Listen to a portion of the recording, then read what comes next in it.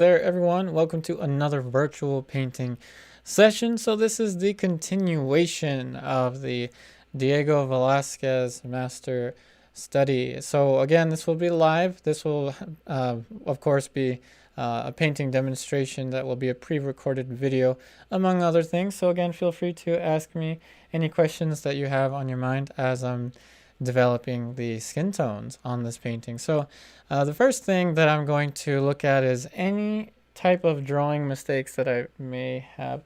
Hybidger, sorry if I definitely mispronounced your name. I apologize, but let me first start by turning this over, because I will turn this over from time to time so you can see the painting with less distortion. Hey Alexis.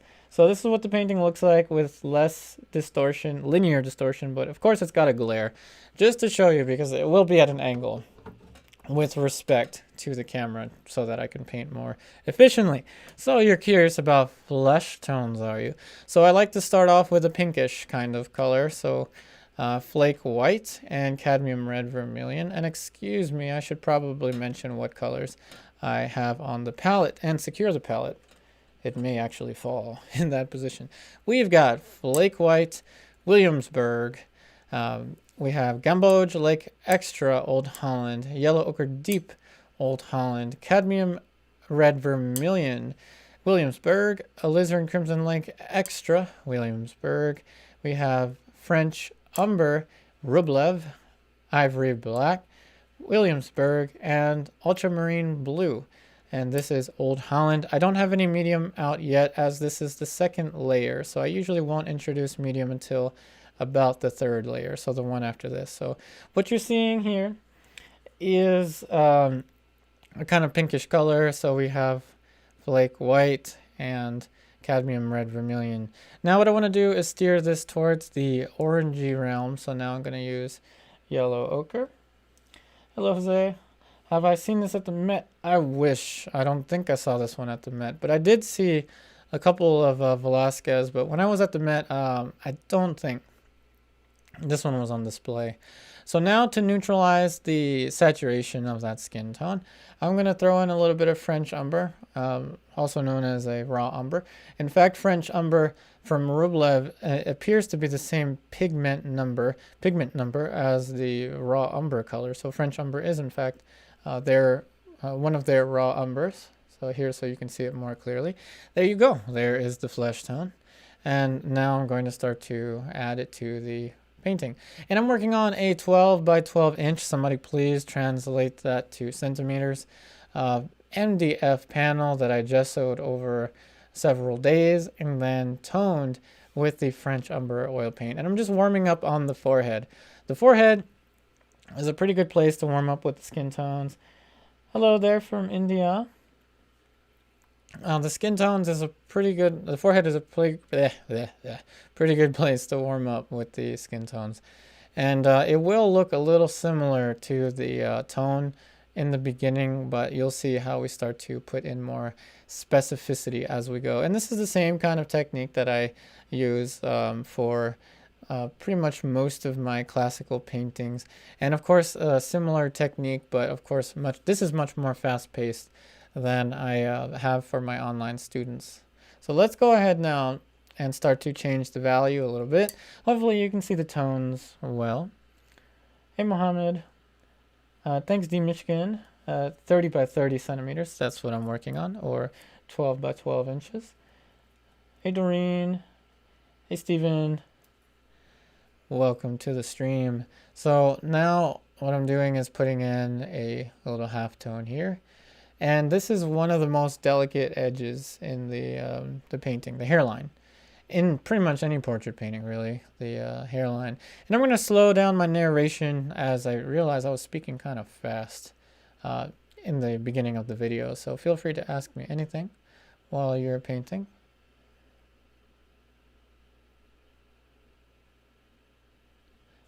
And we have our awesome moderator, Dondo, with us in case I miss anything. My buddy Dondo has got us covered.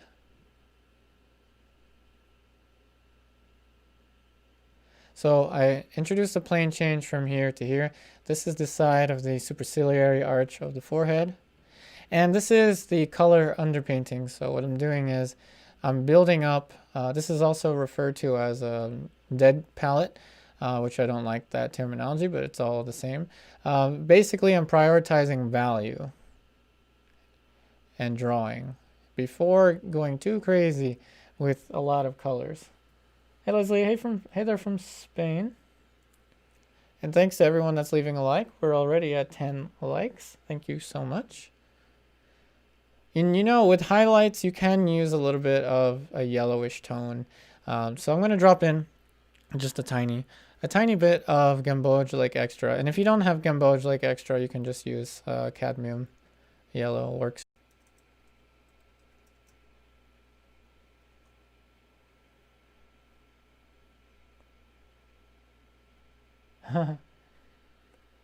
Okay, so it looks like it's trying to come back. It looks like the stream is trying to come back. And as I said, this isn't my house where I'm filming, so I don't really have the ability to, you know, force people off the Wi-Fi. So people will be using the Wi-Fi or internet in general, which will slow me down or cut me off. And there's really nothing I can do about that, so I apologize for that. It is possible that we'll lose. Yep, Jonathan, yep. It is possible it'll freeze. Hey Pedro, and if the stream gets permanently lost, again I apologize. But I have no control over that.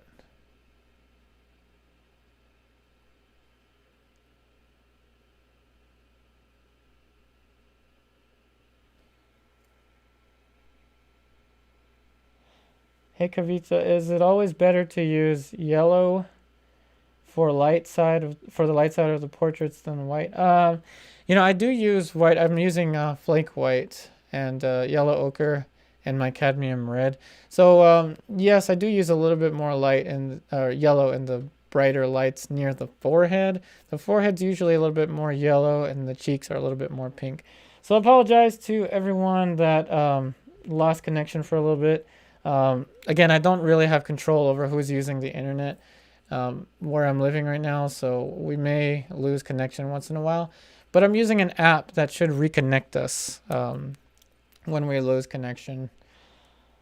Alrighty, so let's see. Hey, bro Rafa, where did you get your reference? This is from the Metropolitan Museum of Art. I have a link actually in the description box. I made sure to double check it to double check that it was the right link this time. So I have the link in the description box.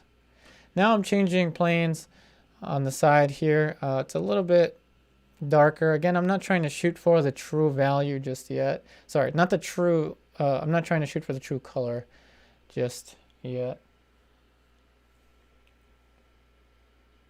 Let's see. Hey, Angela, what's up? Great to see you here, Angela. Hey, Abrados. All right, looks like our internet is back strong, so maybe somebody finally signed off the internet in the building, but we'll see. Again, so if we lose connection in the future, I do have software that should reconnect us. So now we're building the light on the nose. So as I said, this is a virtual painting session, so I'm painting along and I'm taking any questions. And of course, once the video is done, I really think that the audience, everyone here, adds a tremendous amount of information and joy to the video. So definitely keep those questions coming. Hey Bruno, 32 degrees Celsius today. Oh wow. I'm glad the stream is working for you.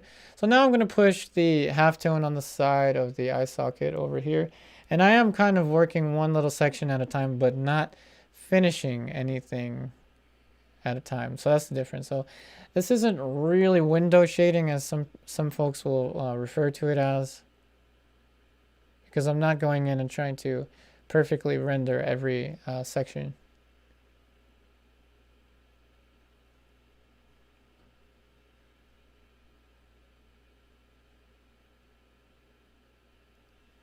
And again, there is so much in using Hey Jane, I'm glad you're excited for this stream, and thank you everyone that's tuning in. Please feel free to ask any questions, anything that's on your mind, painting related, art related, or whichever.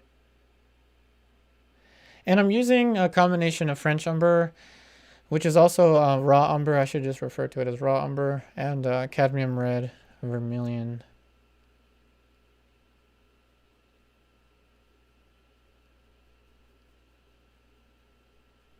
And online students, for those of you watching, this is again an extracurricular activity, and the photo reference is in the description box. So just like always, online students, you have the ability to paint along with me and send an image each week for the virtual classroom.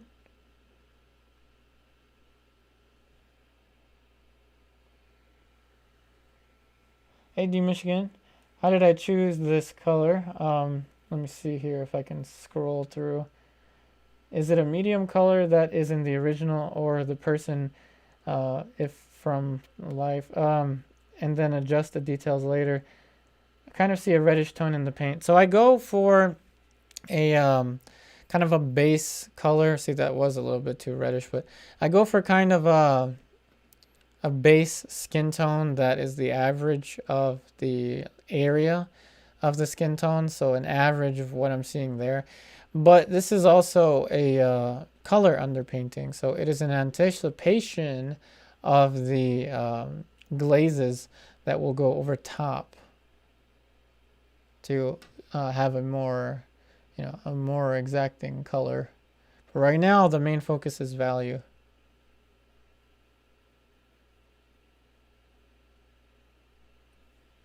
I'm gonna get a smaller brush.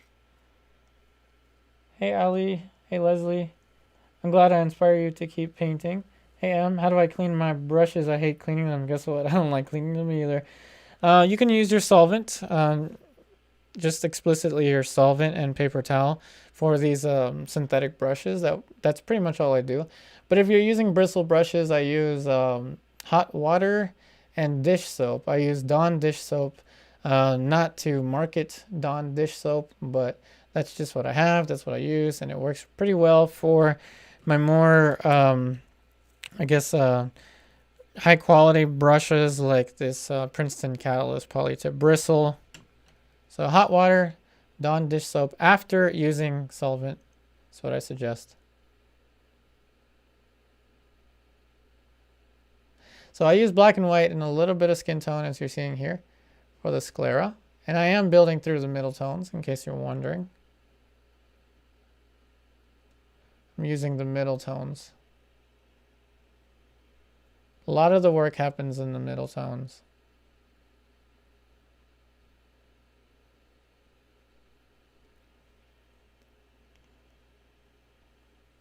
And it may be a little too blue, so I'll put in a little bit more skin tone.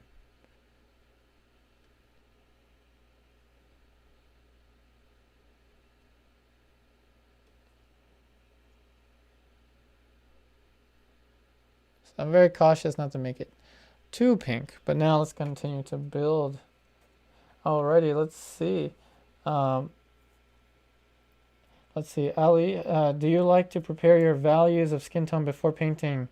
Do you think, okay, so do I think it's more that it helps? Yes, organizing the values of your skin tones helps. I have done that in previous videos, but lately I'm a little faster to just jump right in to the skin tones and then organize the skin tones on the palette as I go. But yes, yes to your question. It can be more simple to organize the skin tones on the palette first.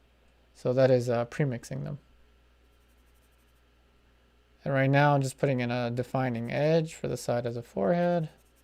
And it's been, what, 16 minutes, and we've already, started to put in quite a lot of form. And that's what I like about working with, this strategy. And we don't have to stress about the drawing too much, because remember, in the umber drawing, we spent a while trying to get the drawing as accurate as possible. Hey, Steven. May I ask why you prefer raw umber as opposed to burnt umber? Sure. Raw umber is just a little bit cooler. And the French umber, this one is also a little lighter, I've noticed, the Rublev color, than, say, the Winsor Newton, excuse me, raw umber. So I just prefer that it's a little cooler than burnt umber, but it's not, you know, as cold as some colors can get. So I like it for its temperature, to answer your question. Alrighty, any more questions that I have missed? Hey, Eric, would it be nice at the start of your session to get an idea of how you are seeing your reference material? Is it a picture, iPad, computer monitor, or okay?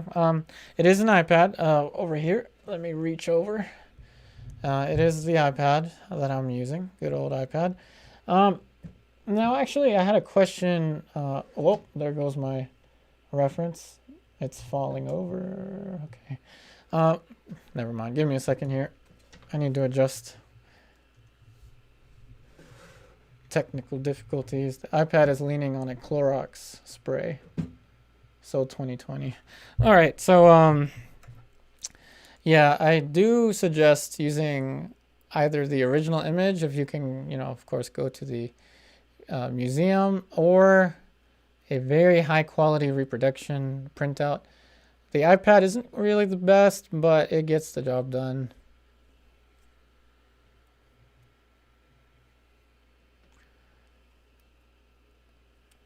Okay, so now we're going to work our way to the other side of the face. And again, feel free to ask me anything.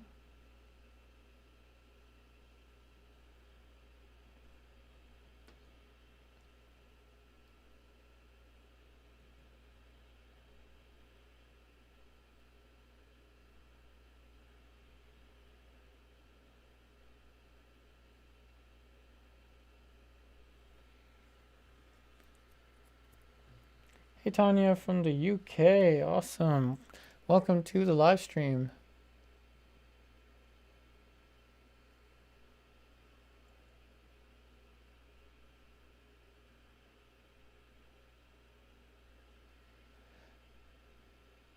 And in case anyone's wondering, this is a cheap brush that I'm using from Michaels, so not a very expensive brush for this.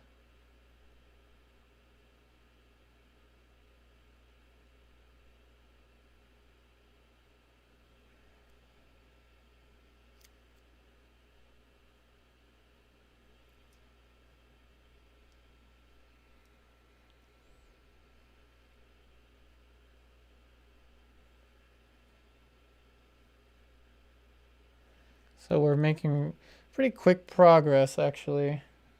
We're just under 20 minutes. We just passed 20 minutes, so we're moving quite quickly. So feel free to ask me anything.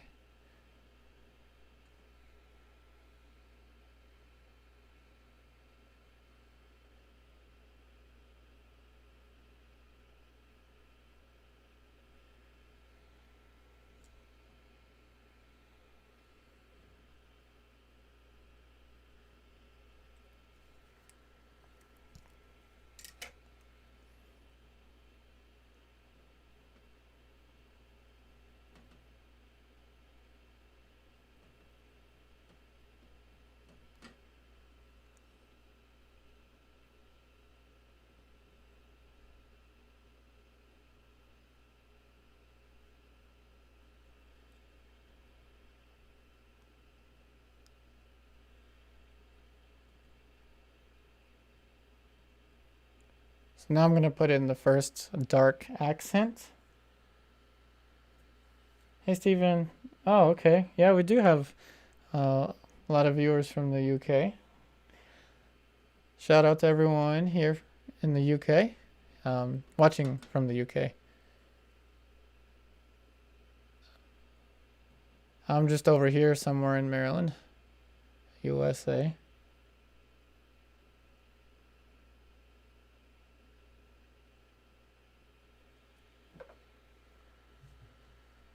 Hey, Doreen.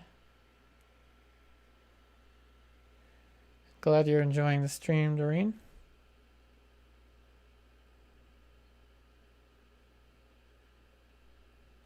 So now that I put in the dark accent for the nose, hey Leslie, also from the UK but live in Spain. Awesome. Hey Mohammed.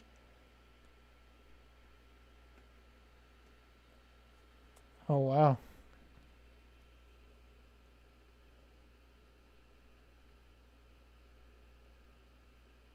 Now we'll start to put in some of those darker accents for the eyes.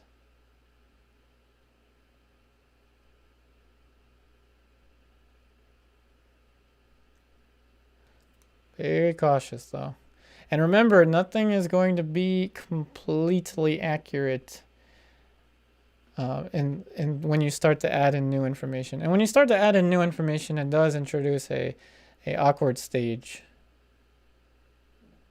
It's just the way it works. We just usually write out the awkward stage. You know, it's stressful for a little bit because now we're starting to put in a whole new range of, you know, information. We don't know what to do with the information. Oftentimes it can be stressful, but, you know, if you stand back, trust your technique, trust yourself, you'll be just fine. Angela. And something I've been wondering about layers and thickness of paint.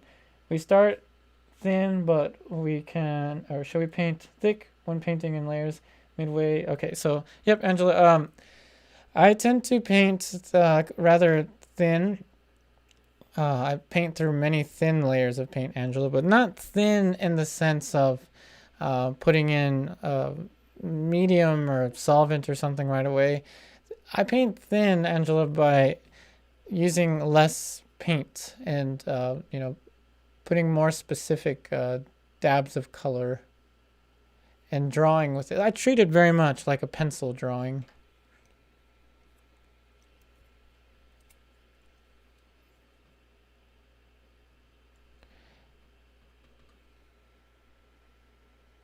Oh, thanks, Angela. My awkward stage is pretty. Thank you. Steven, are you using a bristle brush or synthetic? This is synthetic. I paid probably, I think this was like $4.99 with 40% off at Michael's. So not a very expensive. This is a acrylic brush to be more exact. It's a very soft brush. But Angela, also, and for everyone wondering, if you want to paint impasto, so really thick, this is the layer to do it. The first underpainting layer. This is the one I would do. So Angela, if your question was in terms of impasto, this is when you would use more impasto, but I'm not really using too much impasto.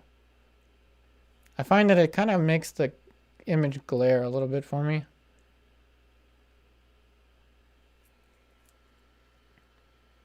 Hey, Mic Drop Paint.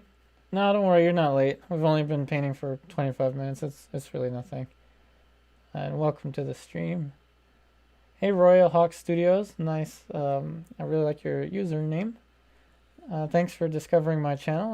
I'm grateful that you like the content.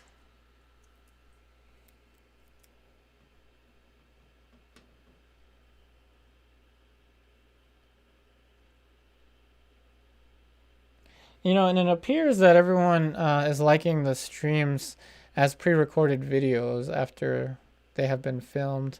So hopefully you're enjoying the streams even after they're completed as pre-recorded videos.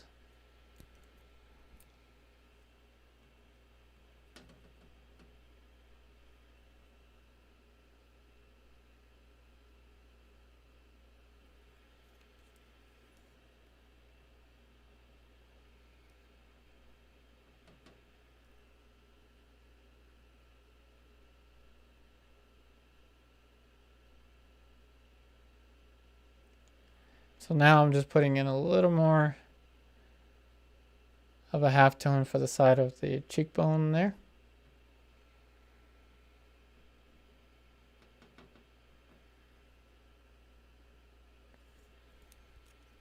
And then, you know what? I think in this one, I'm going to break some rules. I'm going to go into the darks surrounding the face to expedite the process a little bit. And again, if you want a more step-by-step approach, please check out my online classes on Patreon.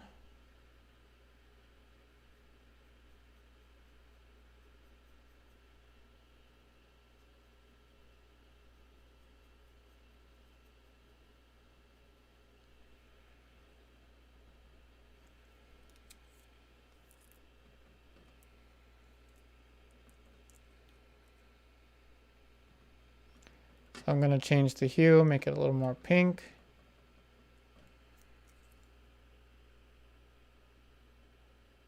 So Flake White and Cadmium Red Vermilion and the Yellow Ochre Deep pretty much are what you need, along with a little bit of French Umber. Alternatively, you could just use the Zorn palette. But raw umber just makes my life a little more simple. It's just what I go to if I need to bring down the value in the skin tone without changing the hue too much.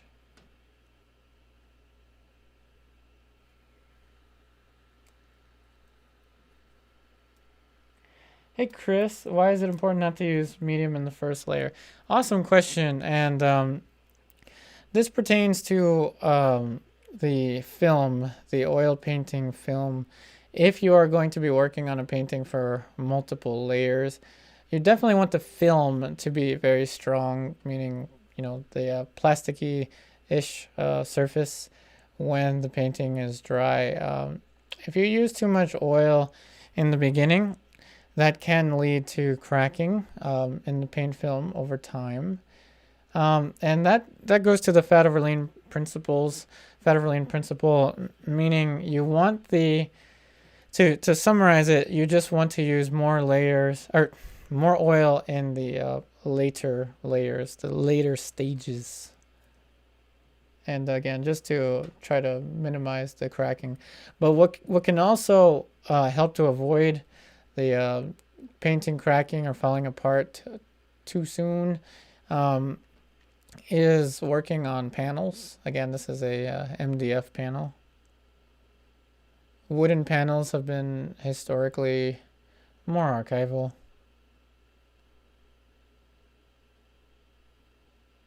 Recently, on an article I read, it's been found that the gesso, or should I say the primer that the old masters use, rabbit skin glue, has been found to crack, be the leading source of cracking of old master paintings. Whereas a lot of paintings that were done on panels, such as, you know, like Peter Paul Rubens paintings have held pretty nicely. If you look at the mummy paintings from like 2,000 years ago, they're still holding together pretty well. So let's see if I missed any questions. Hey, Mike Gurney from Canada. What's up? Oh, wow, it's snowing up north.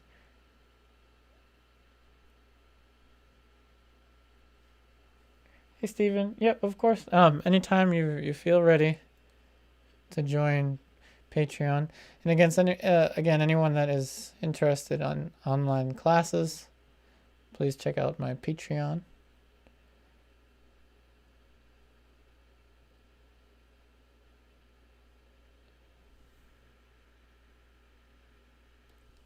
So I'm going to use a little scrubby scrub brush to minimize this shape.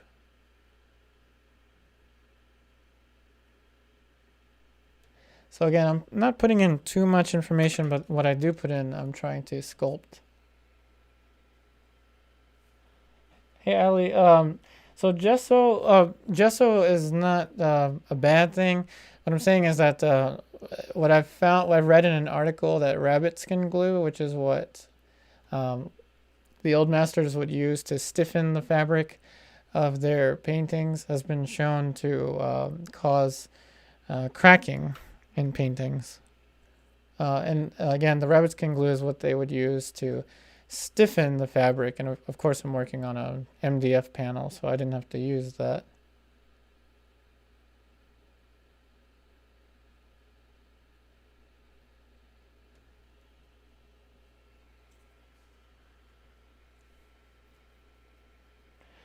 It could be. Yeah, MDF maybe isn't the most archival of the panels. This is a particle board.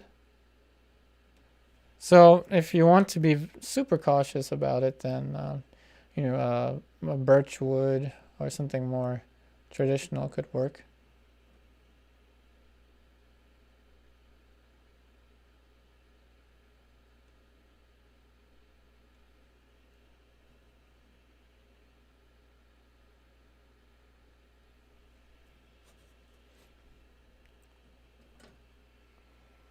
Hey Annie, hey there from the Philippines. I'm really glad that you enjoy the tutorials. I'm glad you enjoyed the content. Of course, if you want to, take classes with us, please check out the Patreon. But I'm glad that you're liking the content we have here. Hey, Eric.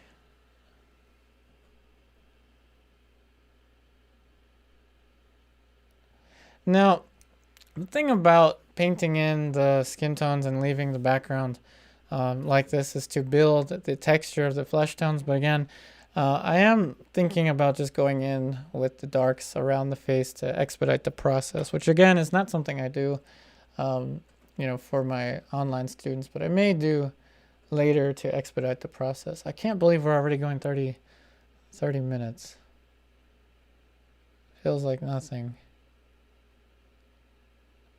I'm glad that everyone is enjoying the stream. Now I'm using the Alizarin permanent, not Alizarin permanent, I'm mixing myself up. The Alizarin Crimson Lake Extra with the skin tones.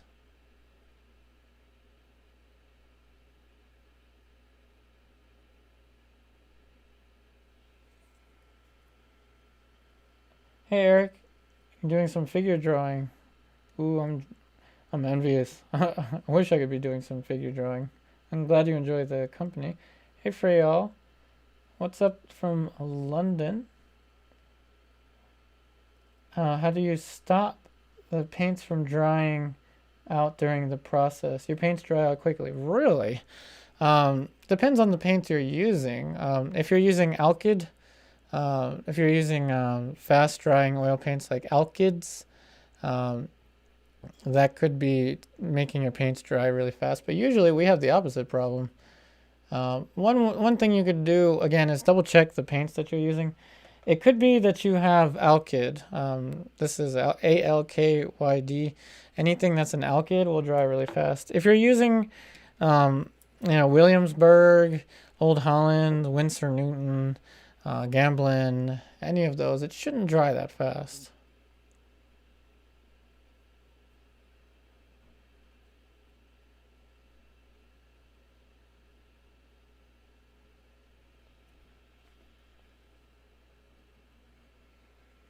Hey Richard. Having the painting facing forward. Yeah, I will, bring it in front of the camera once in a while. So now I'm using a kind of muted pink. So mixing directly into the flesh tones with the cadmium red vermilion, flake white, and then of course whatever was on the palette. Now I have to move a little quickly.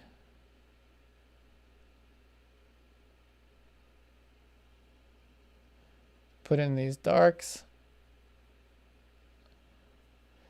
Some raw umber. Now we'll just go in with the facial hair.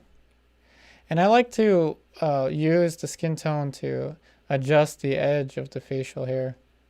Earlier I was asked the question, what would I use for the facial hair? And I'm going to use a combination of yellow ochre, ivory black, and raw umber.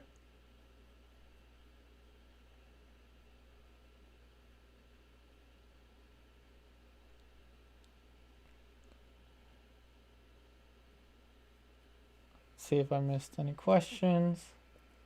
Hey Doreen, panels travel well. Yeah, it is easier to travel with panels. Hey Richard. How long have I been using flake white instead of titanium? Well, I do use titanium still, actually. Earlier today, I filmed a lesson.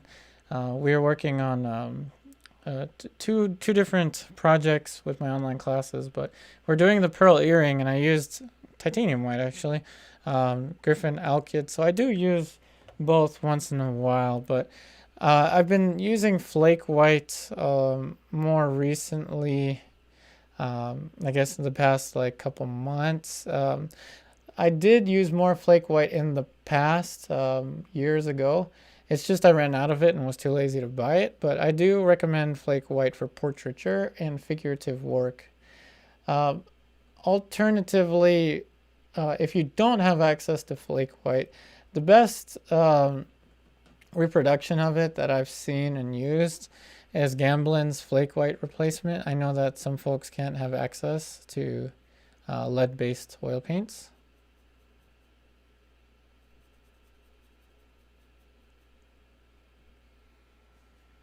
Hey Jose, according to Harold Speed, Velázquez used two blacks, a blue black and a warm black.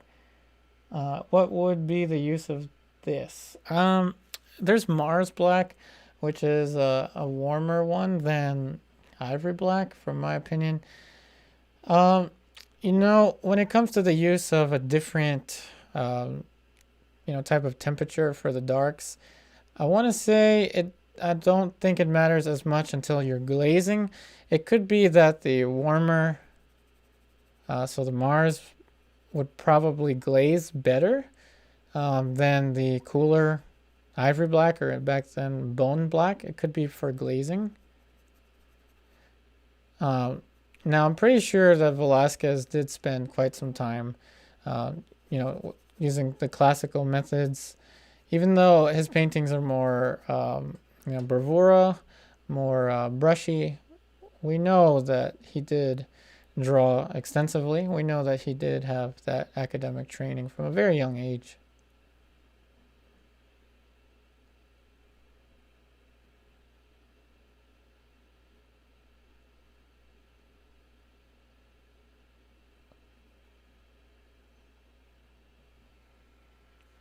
For y'all.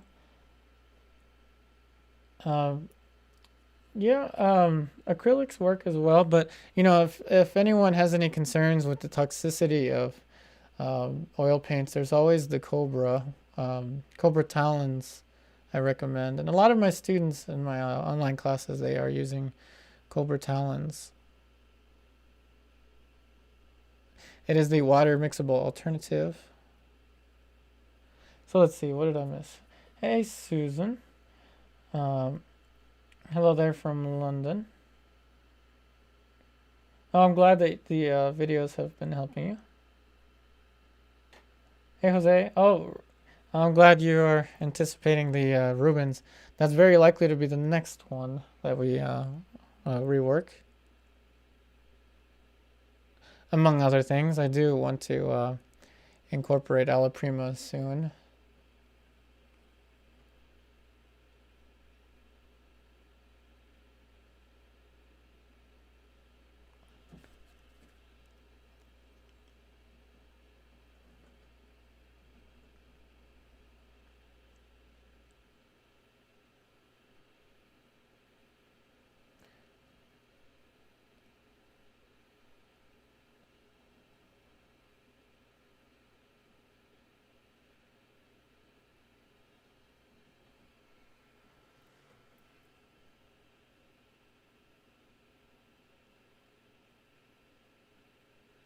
All right, let's see. Now I have to stand back and be very careful with the mouth. Because this is definitely something that isn't right until I stand back and say it's somewhat correct. One of my friends always says, if you think it's wrong, it's probably wrong. If you think it's right, it's probably still wrong. So, that's something that definitely applies. Very positive outlook on life, huh? That's something that definitely applies to the mouth. I'm very cautious right now with this. This is one of the most unforgiving parts of portrait painting. Aligning all of the shapes together.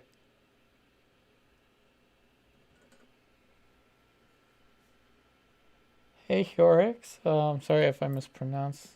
Hey, hello there from Croatia. What's up? Thanks for joining the stream.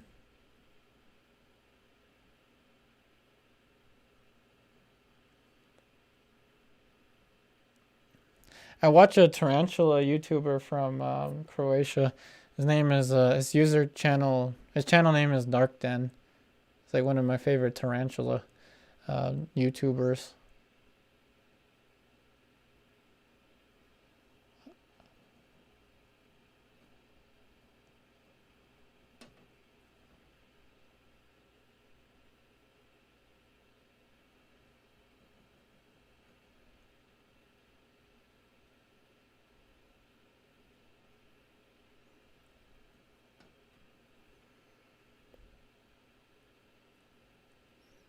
So 42 minutes and we've got most of the light of the face covered. Hey bro, Rafa. Who's my favorite living master? Ooh, that's a good question. All right, you've caught me off guard. I haven't thought about this. Oh man, I've missed Nelson Shanks. If Nelson Shanks was alive, he'd be my favorite living master. Ooh, that's a good one. I have to think about that. I want to say Robert Liberace. Favorite living master.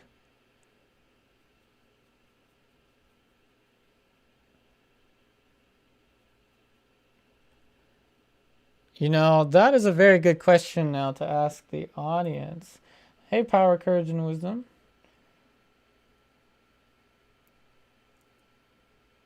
Oh, okay. So yeah, definitely playing around with the different versions of Mars and Ivory Black. And there's a blue black from Rublev. I didn't know that. That's great information. Hey, Edward Gonzalez. Hey, Bruno.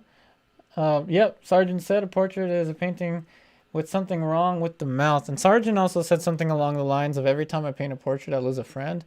Guess what, everybody? I don't have that many friends. I mean, like, in person. I mean, I consider all of you here my friends. We're all a painting family here. That's a lie. I do have some good friends from my childhood, my rollerblading days.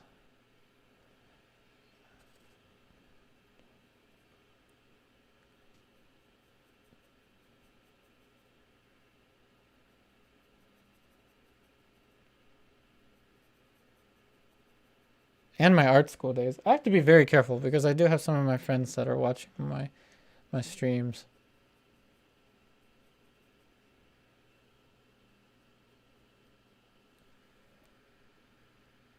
You know, that sounds like a really good crowd question. Hey bro, yeah, he's one of your favorites as well. I'm gonna type his name. I'm sure everyone knows him, but I'll type it anyway.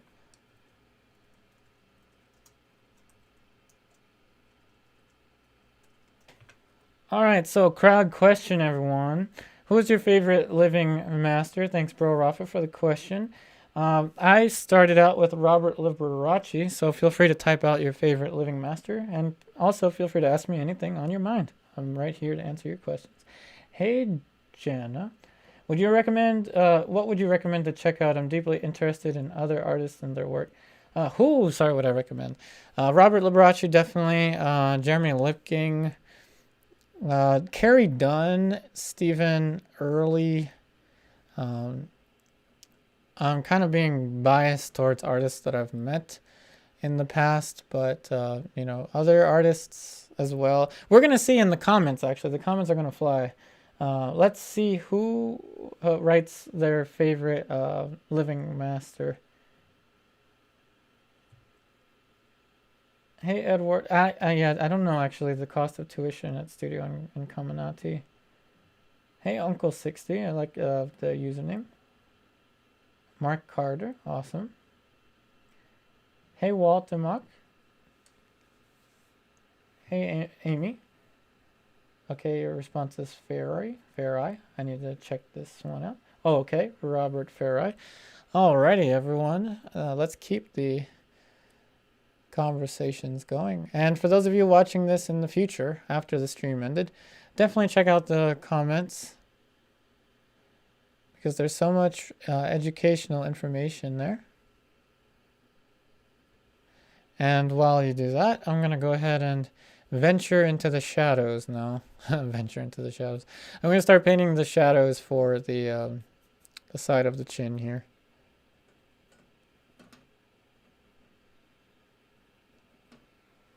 David LaFell. Yeah, David LaFell is pretty good. All right. Richard T. Scott. Fernando coming in with Amaya Grupti. I think she's the drafts person, the drawing. I think that's who you're referring to. Awesome responses, everyone.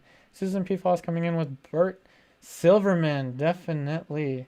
Palometric Pastry, Alex Gray. Definitely all of this information is very useful.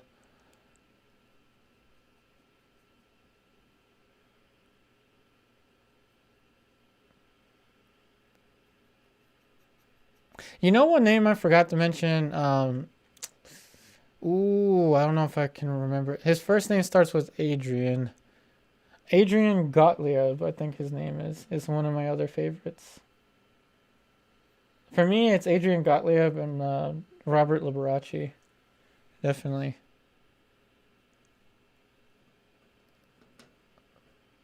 But I very much miss Nelson Shanks. Like I said, he was my superhero when it comes to painting.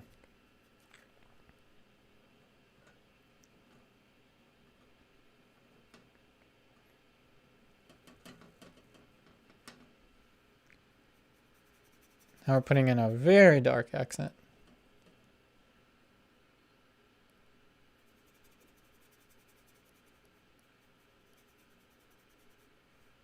Let's keep the conversations going. Yeah, Bruno, it is difficult to pick. Hey, Fernando. Yeah, Adrian Gottlieb. Yeah, he's really, really great. I haven't met him in person, but, you know, seeing his artwork online, he's a really, really awesome classical artist.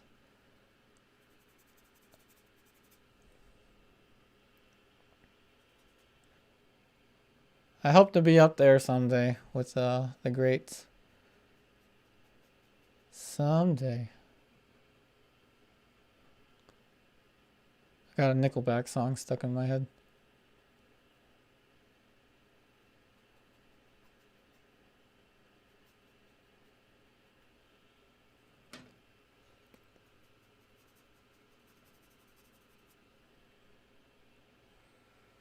Odd Nerdrum, yeah, definitely. Hey Josephine, yep, this is a brush. It's not a very large brush. And what I'm doing with this brush is just using it to draw before I fill in the mass. Usually someone may go in with a large brush and try to cover all this. I'm trying to draw it out. I'm trying to delineate it. You know, now I have the delineation of the ear much more clear. Now I will switch to a larger brush, such as, I don't know, such as this one.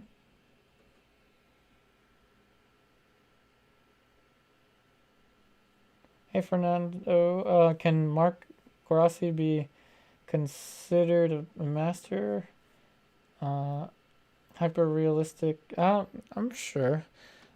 Though I haven't seen his artwork. I mean, you know, hyper realism can be as well.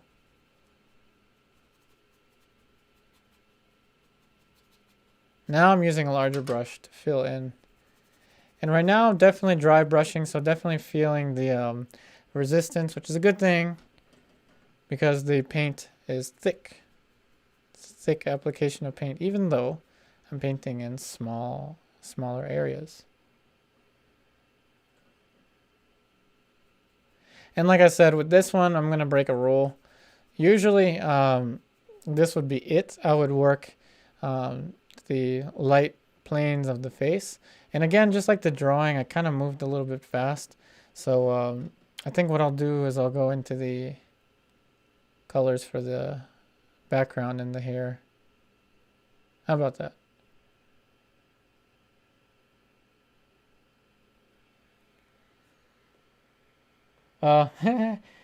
Hey Josephine. Steve Houston. I need to. Yeah, I've been kind of busy. I'm sorry, Josephine, but I will. D Michigan, was Nelson Shanks still teaching when I was at the art school? No, he wasn't. He was though. Unless I was dreaming, I have to double check this, but I'm pretty sure he did a demo that I not participate. I saw. I was in the crowd. Somewhere around 2011, I think. I don't know. I may have dreamt that, but no, he wasn't teaching at the time.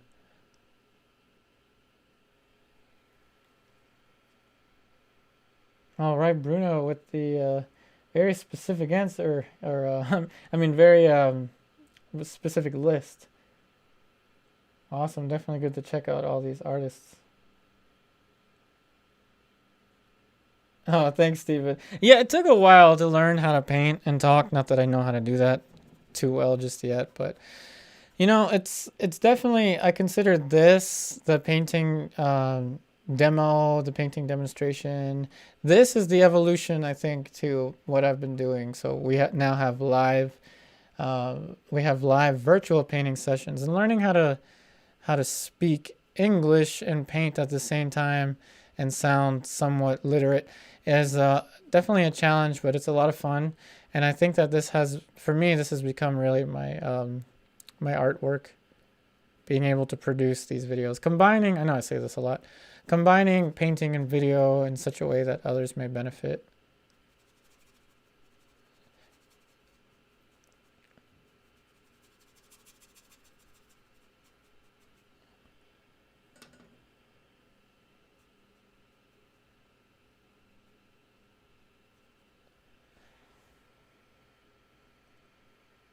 Hey, Josephine. Okay.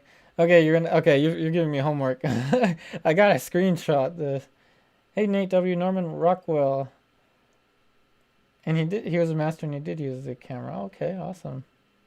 No, I don't think it matters whether or not anyone used photo references. Yep, we're getting a lot of Cesar Santos. But I guess it's kind of a natural response on YouTube, as he is the king of painting on YouTube that I know of.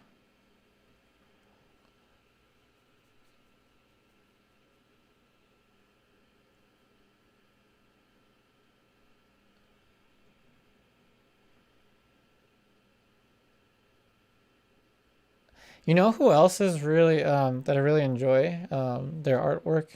Uh, Adrienne Stein. She's I think she's out in California. If anyone has heard of Adrienne Stein, she's another really great representational artist.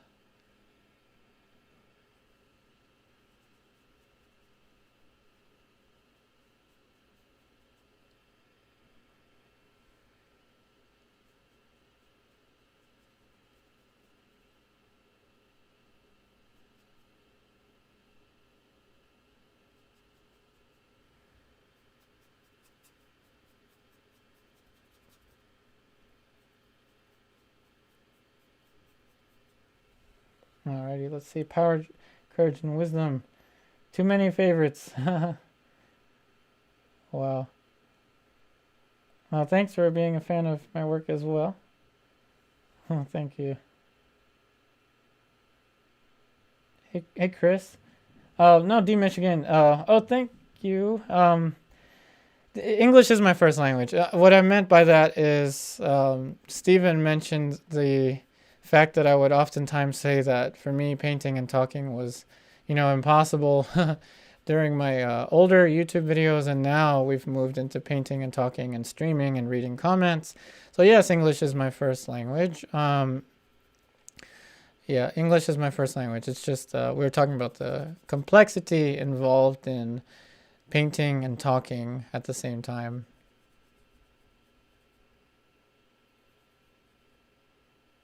Just to clarify that.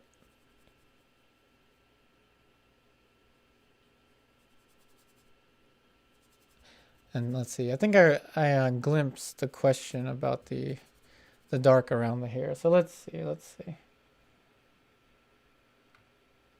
All right, Chris. Dark paint you're applying to the hair seems to spread really easy. I find I need to thin the paint to get it to flow smoothly. Thanks for that question, Chris. And yes, it is kind of, this is called dry brushing. It does have there is some difficulty in spreading the paint without diluting it. And I think also it depends on the surface. This is a relatively smooth surface, so if you're working on like a very coarse surface, it can complicate it even more. And what's more is that this is, I'm using, of course, Williamsburg, Old Holland, and Rublev, so very rich paints, which means, rich in the pigment to oil ratio, which means that it is going to be even harder to apply the paint. So Chris, what I'm doing is just applying more pressure.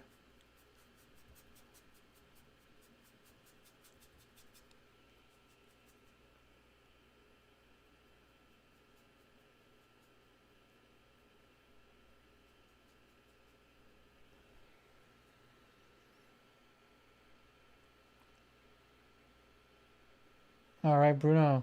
There's a lot of fabulous Chinese and Russian painters. Yeah, I have a really uh, a friend, a Chinese painter named Kai. I think his name is Kai Lin Kun. Shout out to you if you're in the audience. So CD asks, do I think Velázquez used optics for his paintings like a concave mirror?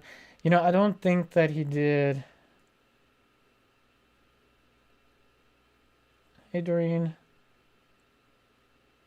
Oh yeah, Jacob Collins, Susan. That's right, Jacob. Oh, and how can I forget? We're talking about modern masters. Ooh, who was one of her? One of. Let's see. She's an incredible draftsperson. She also was a student of Jacob Collins.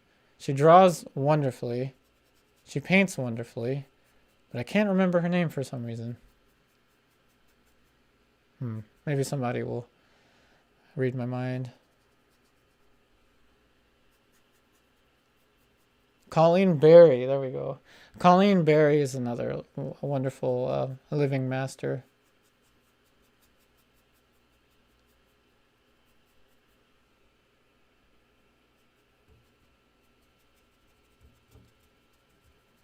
All right, so now let's get some kind of gray for the background.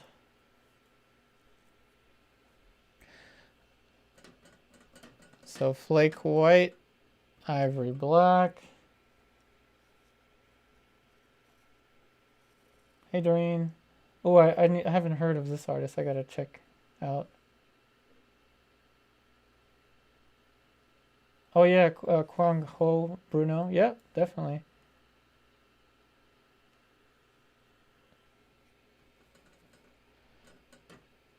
All right, so who asked me about thinning the paint out? I may need to thin the paint out actually for the background. And the backgrounds are traditionally a little more thin. So this is just black, white, yellow ochre, and let's see what happens.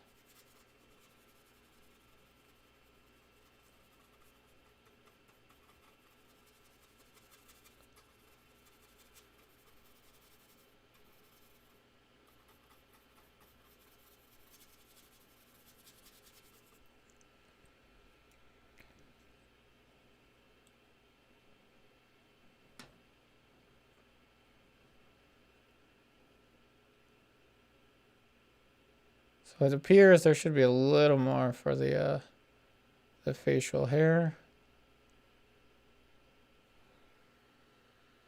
So again, feel free to ask me anything. Hey Susan. Okay, I gotta look this one up. I've got some homework to do. A lot of names to look up.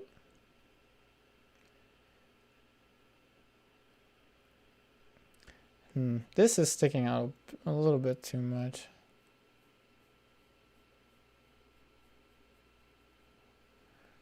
All right, so now for the background, I'm pretty sure I'm going to need to thin out the paint, so I'll just do that now. I'm using a tiny bit of my distilled turpentine. Tiny. So I'm going to dab this onto the paper towel, just so it's not too much. So, flake white, ivory black, yellow ochre, scrubby scrub. And I like there to be some texture in the background, so that's why I apply kind of a scrubby motion as opposed to you know, kind of a house painting motion.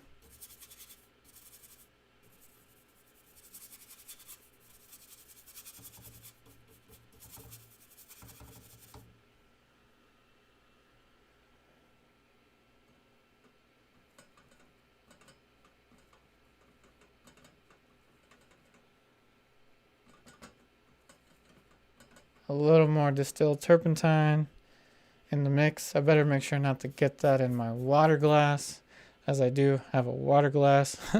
Should probably move that. Just so I don't lose my voice too much.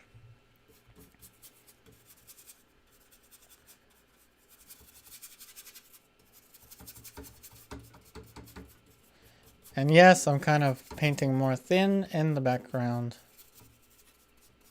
And yes, I've left a little patch of hair that I will get to eventually.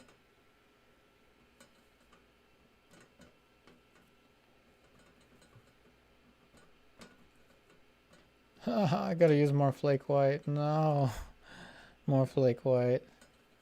It's kind of expensive, the flake white. Now, since the paint is being thinned out a little bit, I should note that it may glare a little bit. Just letting you know, it may glare. Hey, D Michigan. Oh, I'm glad you like this brush. Yo, this is my favorite brush. Definitely my favorite brush. In fact, so favorite, I've got two of them. Now, this is a Princeton Catalyst Polytip Bristle. I will say that my other brushes from this brand, Princeton Catalyst Polytip Bristle, have worn out much faster than this. This is a size 12 Egbert. Why that is, I have no clue. But I guess that is something I should mention.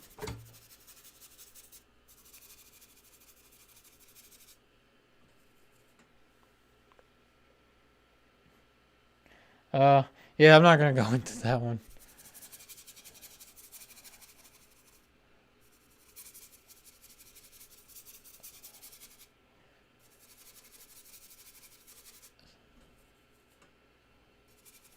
All right, so let's go ahead and create this kind of scrubby scrub classical painting brush like texture in the background.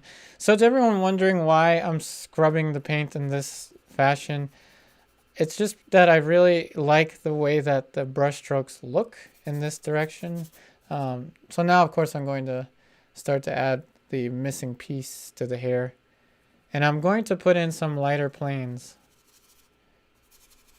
in the hair.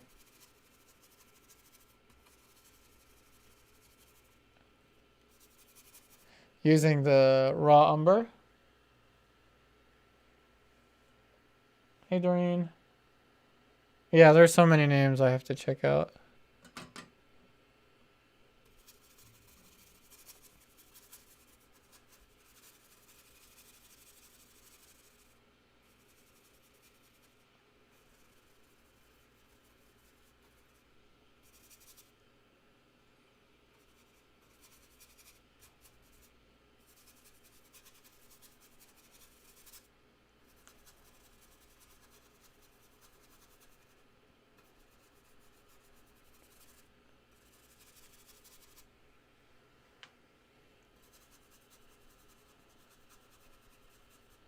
So we're at 51 likes, so thank you everyone that's leaving a like.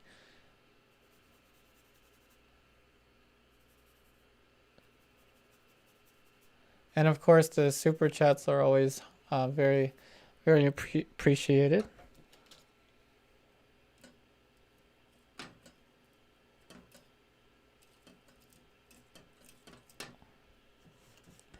So I just scraped off the old flake white that was kind of in the middle of drying on the palette. Now I'm going to go ahead and add some more.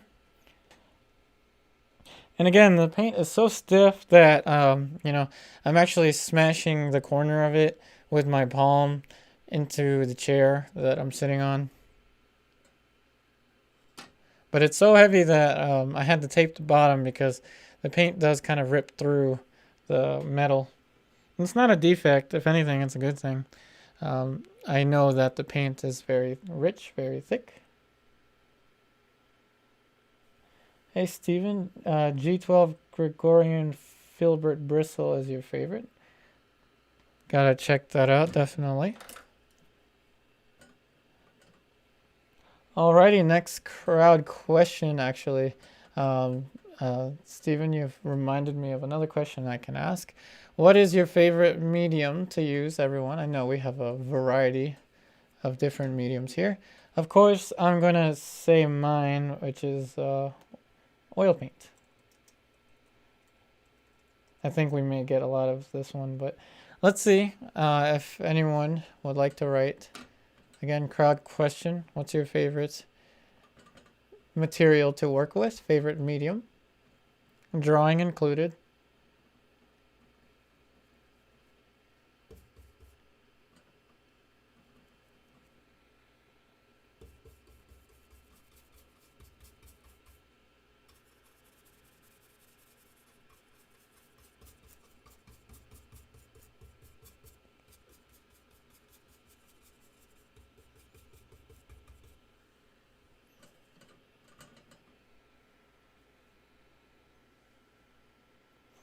Hey April, favorite is a toss-up between watercolors and oils. Awesome. Yeah, I definitely gotta try out watercolors sometime. Still haven't gotten around to them.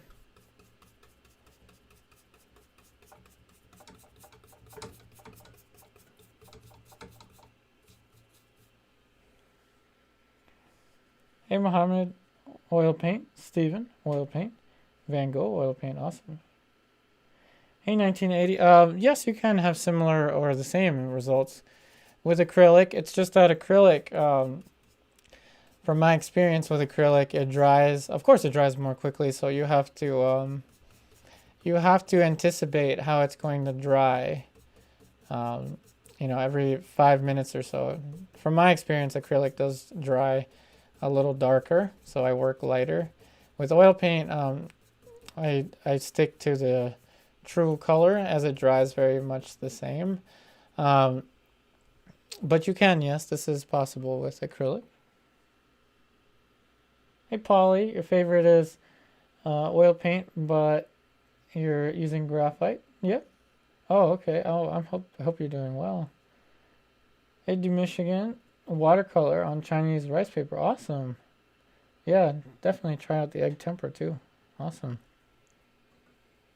I have not used egg tempera.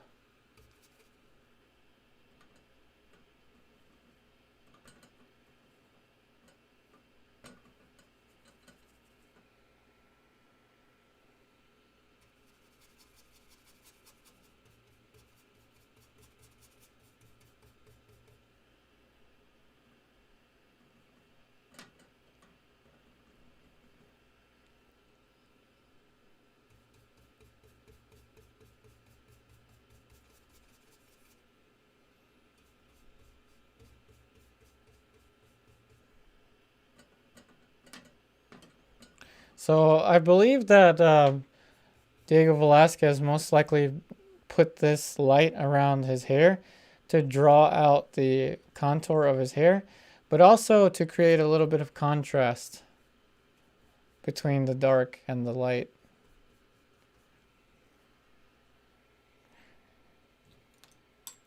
Hey Bruno, of course oils, gouache, watercolors, and pastel. I do really like pastel.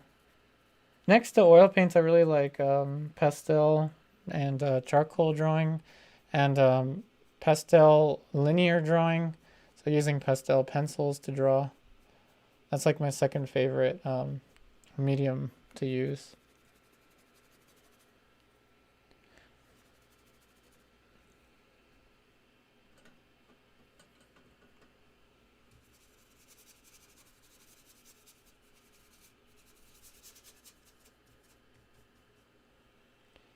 All right, now I can get back into the skin tones. Hey, Polly. Oh, no. I hope all is well. Best wishes to Polly, everyone.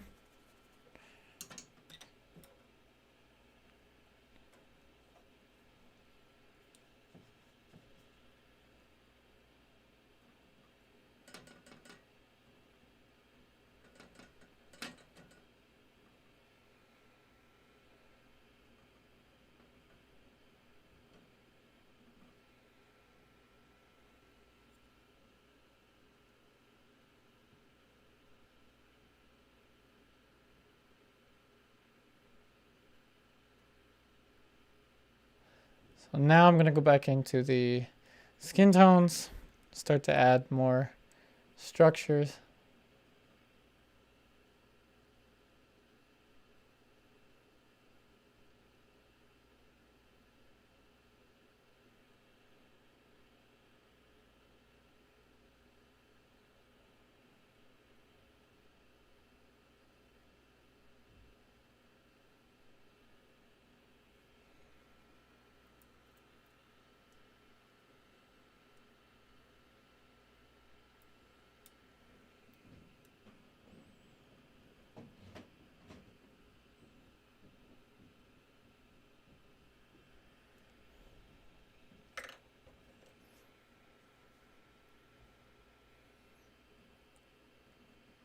Yep, best wishes to you, Polly.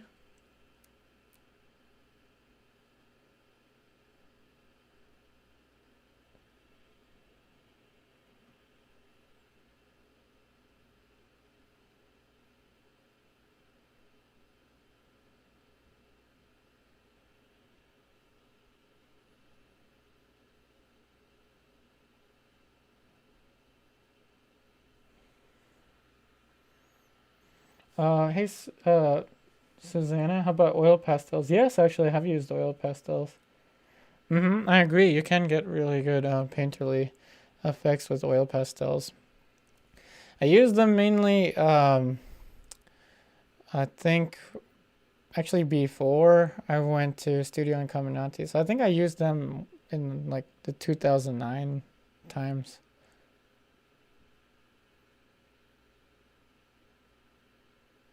Once I, was taking the classes at Studio Incominati, I mainly stuck with either using charcoal or, of course, oil paint.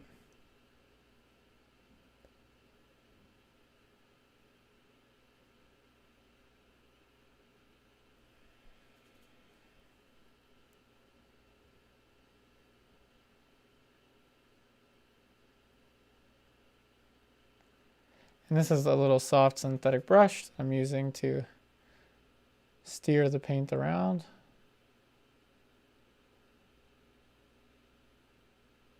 And it appears that I have too much distance for the forehead now that I'm putting in all this extra information. So I'm going to lower the forehead.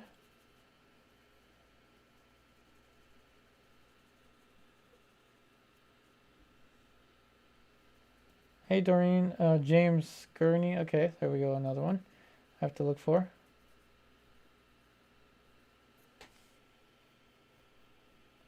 Hey, Power, Courage, and Wisdom. Yep, great. Great list of brushes there. Yeah, Rosemary Company. Yeah, definitely. It's a highly recommended brand. But again, I'm over here with the Michaels brushes. Don't tell anyone.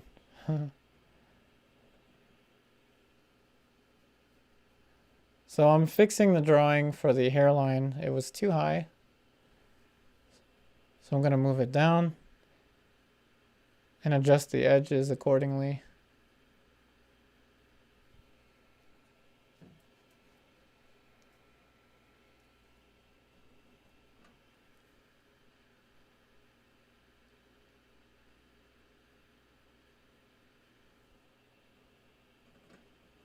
So again, thank you to everyone that's leaving a like. We're at 61 likes now. Awesome.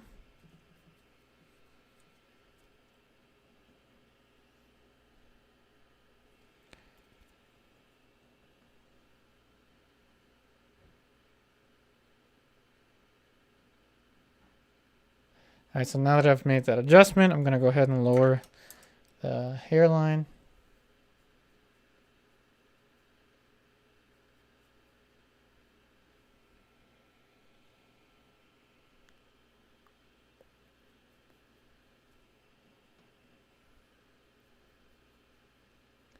Gonna get a soft synthetic brush.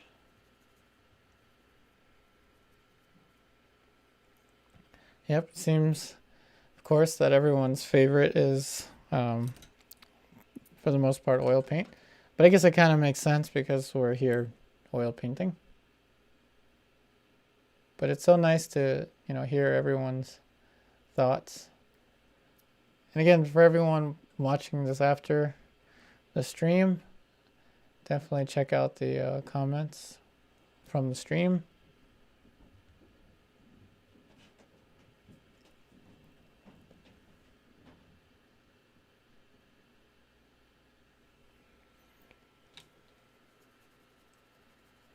Hey, Power, Courage, Wisdom, what is my favorite art instruction book? Okay, my favorite that I have read is the Vanderpoel.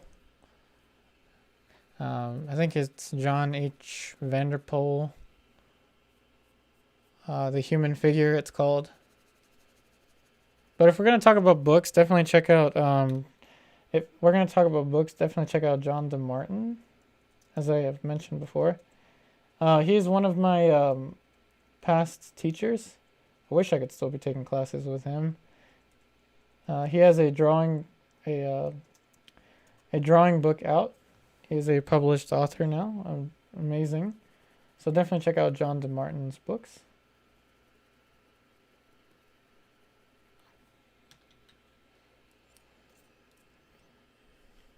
All right, so now let's continue to push this drawing, or push the drawing, since this is a underpainting, color underpainting. Though the colors are a little too close to the true colors that I'm seeing. So I'm trying to put as much focus as I possibly can on the drawing and value.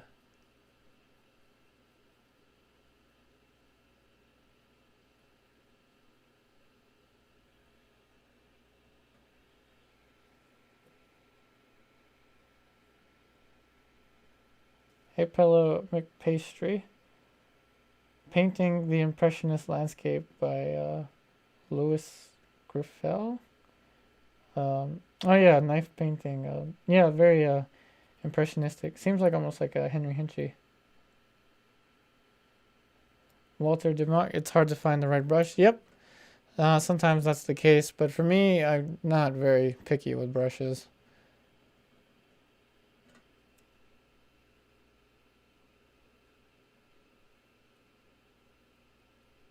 You know, others would probably hate the types of brushes that I'm using, but I'm just using it in smaller dabs of paint to draw.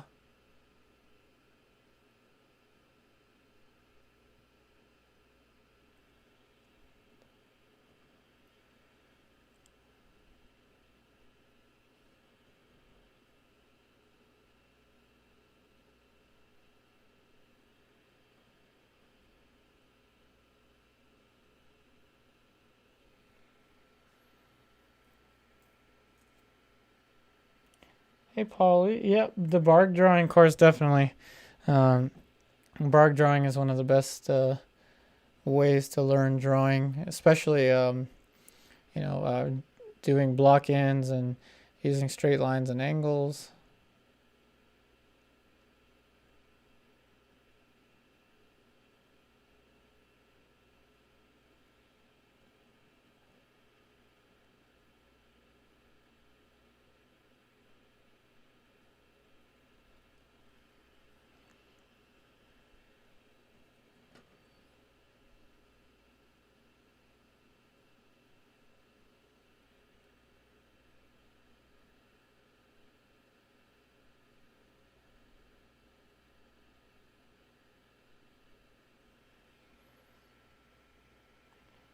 Hey, Gusta. I'm using synthetic brushes. Again, I'm not very picky when it comes to brushes.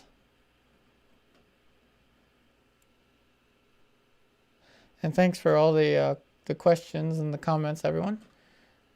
As I do think that it adds to the the viewer's experience, especially when this is when it's completed and it's a pre-recorded video on YouTube.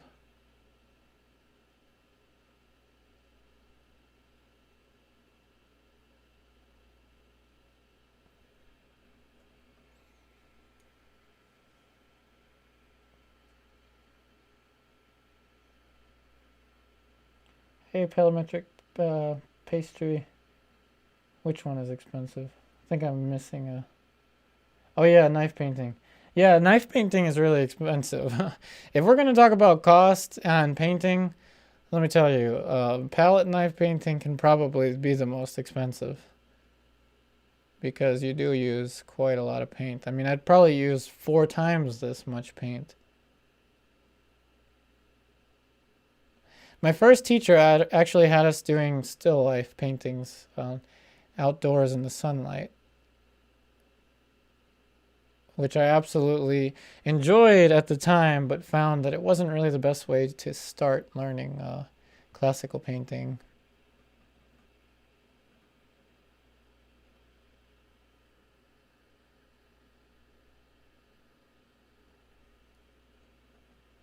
The best way to start learning the classical techniques is definitely the bark drawings. You know, other than taking online courses such as the ones that I'm offering on Patreon. Again, if anyone is interested.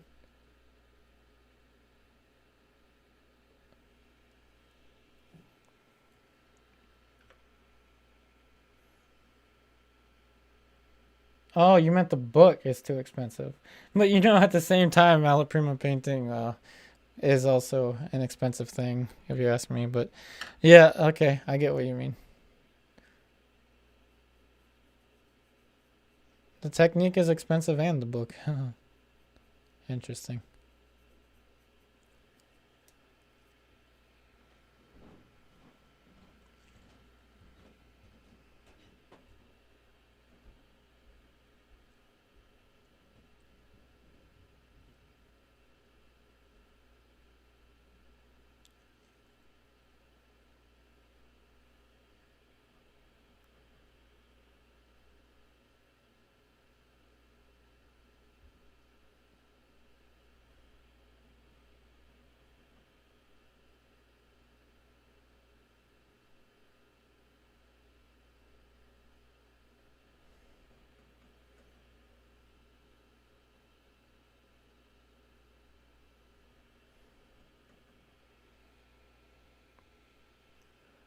Okay, so now I'm having a lot of drawing trouble here, um, especially with the mouth. It's always the mouth, isn't it? As Sergeant will say. Hey, Polly. Yeah, no problem. Definitely feel free to check out the Patreon whenever you would like. Um, you know, and anyone that's also interested, you can also just email me. I'll type out my email. So, Polly, you can always email me if you have any further questions.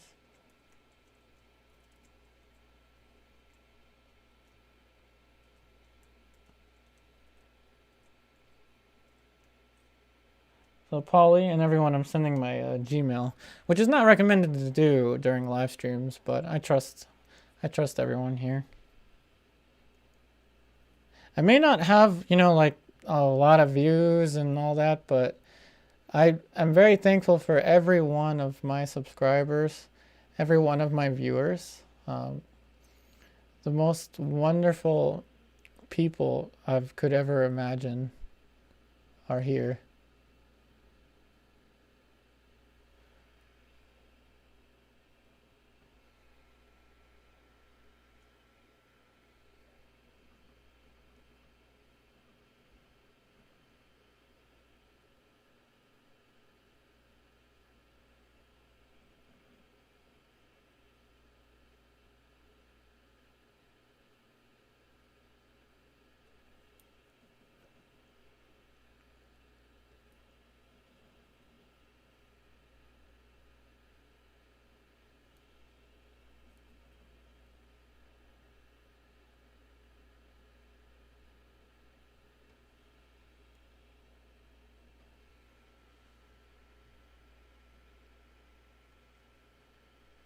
Hey Doreen, yeah, there's a lot of greenish hues in the facial complexion.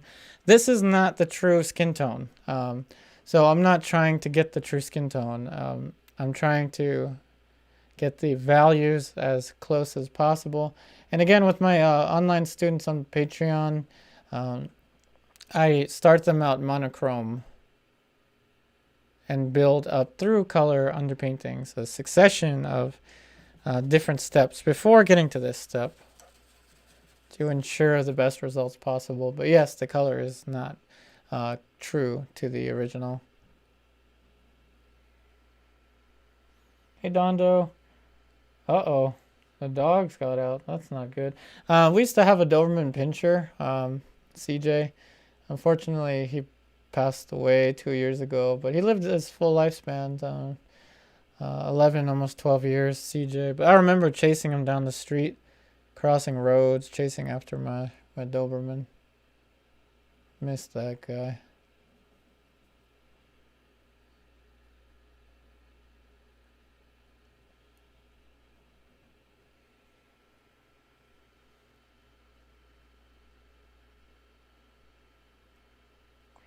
Hey, Gusta. Yeah, it's hard to focus and do a stream at the same time, yeah. But it's a lot of fun. You know, I enjoy the communication with everyone. I enjoy the connectivity. It's surreal. It's a very surreal experience. I mean, I'm sitting here and again, somewhere in Maryland, you know, didn't really do much today other than, you know, teach my online lesson. Went to Giant earlier today. Nothing spectacular. And it's just wonderful to be able to connect with everyone.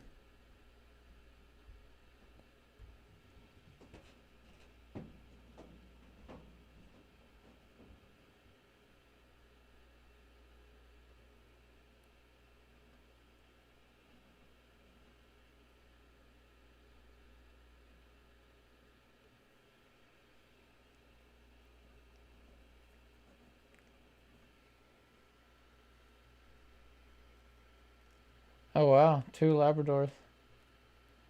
Oh, thanks, April.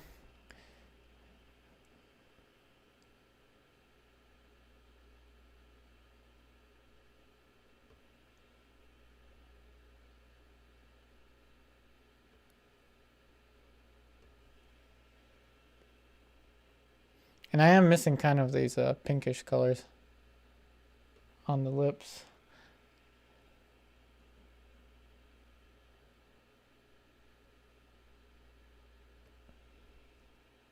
It's crazy to see the difference on my iPad screen versus the thumbnail, or the thumbnail that you're seeing over there. It's crazy to see the difference. You can see so much more nuances on the iPad.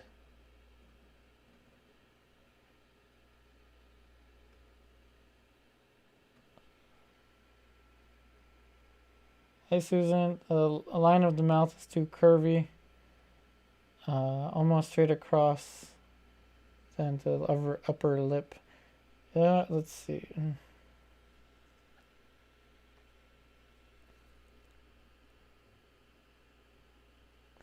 It's almost pretty straight on the original, but I think I see that. It's probably too curvy here. Yeah. Thanks for pointing that out, Susan.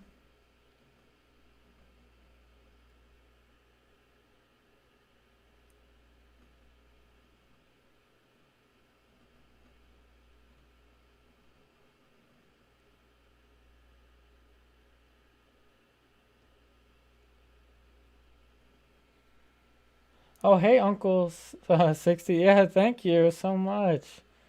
Thanks, Uncle 60. And yeah, I appreciate, you know, any kind of support I can get here. It really helps me out so much.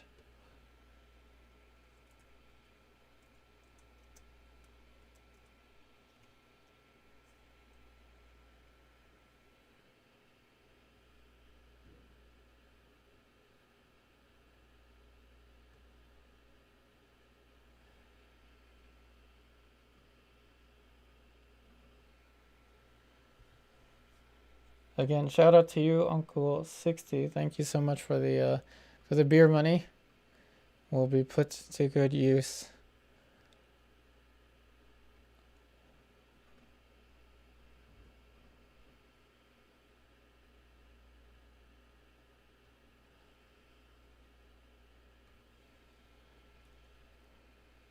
So hopefully that fixed the mouth. a little bit. Of course, there's always a little something wrong with the mouth. Always a little something wrong with the mouth. Thanks, Uncle 60. I will most likely use that for my pets, too. My pets thank you.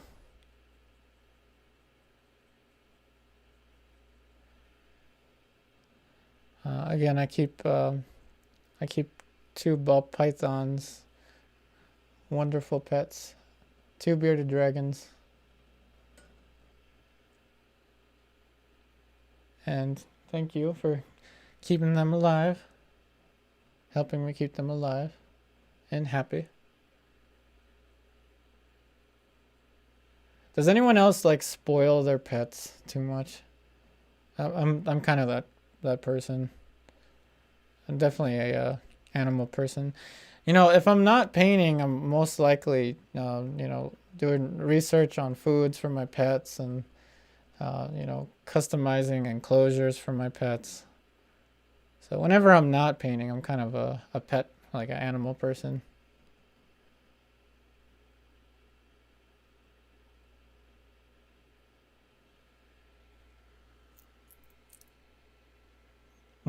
Uncle 60. Do they drink beer? No, they don't drink beer, but yeah, I'm not much of a drinker, but I you would definitely help me with they need some super worms, bearded dragons.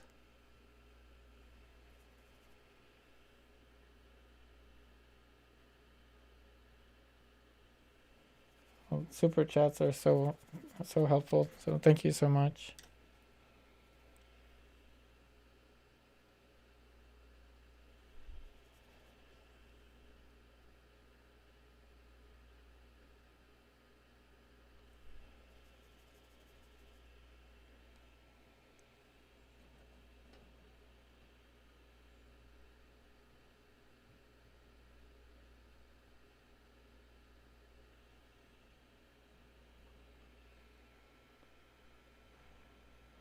Hey D Michigan, thanks for the question on the pythons. Okay, so not all pythons are the same. I'll start with that first. But pythons look scary to me. Do they recognize their owners? Like come to you like dogs? Interesting thing, Zorro, my older ball python, whom I painted a self-portrait with. If you haven't seen it, check out the Instagram. Zorro, he was with me. We went to my family's place on actually yesterday. And everyone got to hold him and pet him. And again, ball pythons are like the best. Oh yeah, Steven. Yeah, I understand. Um, Ball pythons, they don't get as big as Burmese pythons or reticulated pythons. No, they don't recognize their owners from what I've read. But for some reason, Zorro would always kind of come to me, which is strange because they're not supposed to recognize us, but they do. On the other hand, from what I've read, bearded dragons, they do recognize. And they definitely look like they're excited when they see me. Like they know they're going to get fed. They're more like cats. They come to you because they know you're going to give them food.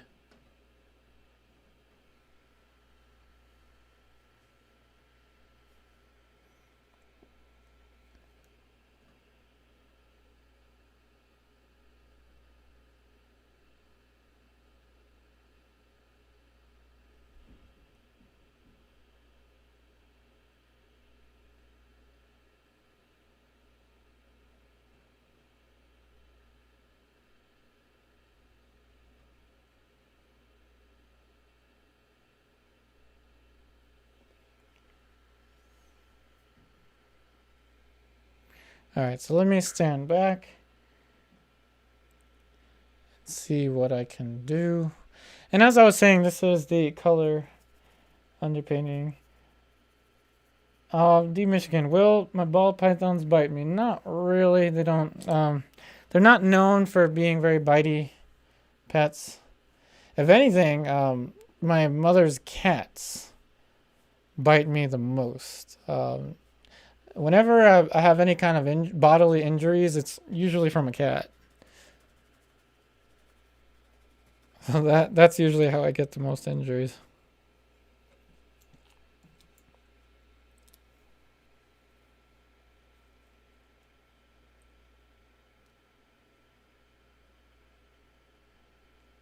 Hey Doreen, you have had a Siamese Himalayan with blue eyes, 15 years. Is this a reptile? I'm not sure. You're saying behaved more like a dog. Oh, cat. I think cat, yeah. Silly me.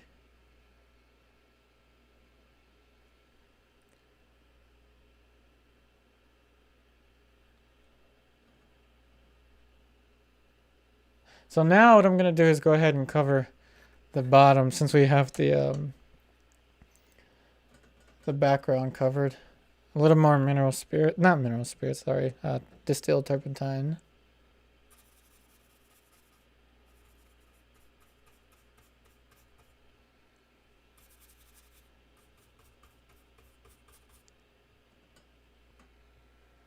Hey Doreen, oh yeah, cat, definitely. Um, yeah, I don't know. My family is my cousin's cat. I was at my family's place yesterday. They have the friendliest cat ever, but for some reason, my mother's cats want to kill me. Anytime they see me, they just bite, and they're oh, yeah. I don't know.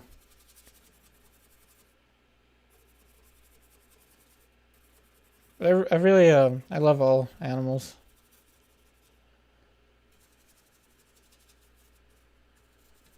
which is why I would like to do some of the animal portraits for these streams in the future.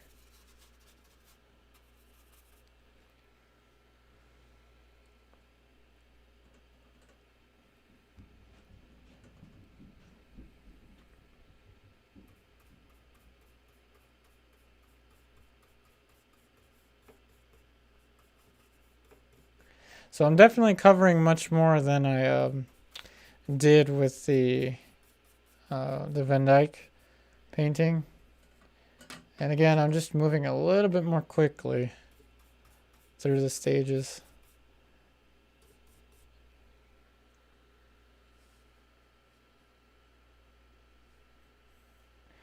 Hey Seaver, sorry if I mispronounced your name. Alex Tavares did the same study a while back. Coincidence? Yeah. Ooh, full disclosure. Yeah, when it comes to with me and YouTube, I mainly watch Exotics Layer and the Dark Den and Camp Kennan.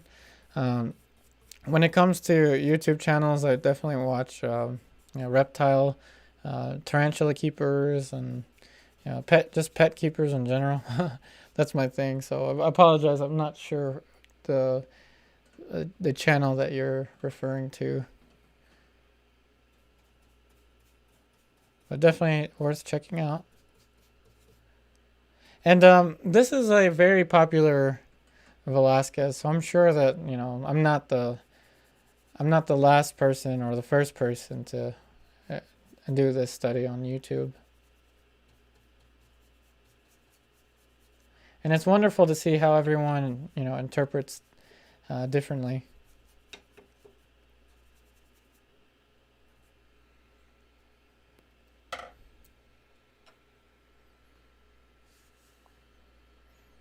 Hey, Seaver. Okay, so Alla Prima painter. Wow, doing this Alla Prima, that would be hard. That would be very hard. But if their style is Alla Prima, then more power to them.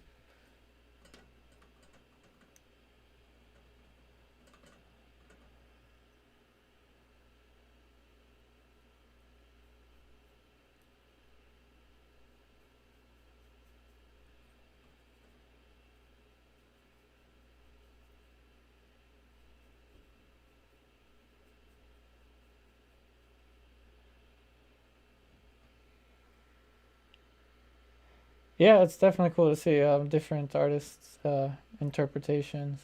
Hey, Doreen.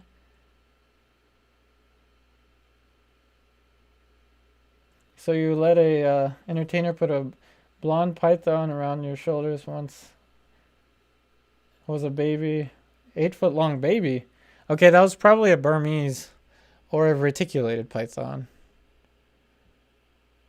So to anyone that hasn't heard about ball pythons and is afraid of snakes, ball pythons are definitely, you know, the friendliest.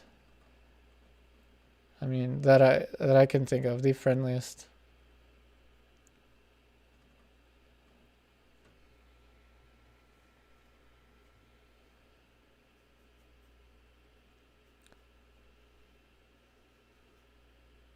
So another thing I like about lead white, or just a flake white, a lead-based white, is when you thin it with the distilled turpentine or whichever solvent, it's still pretty thick, which is a wonderful thing.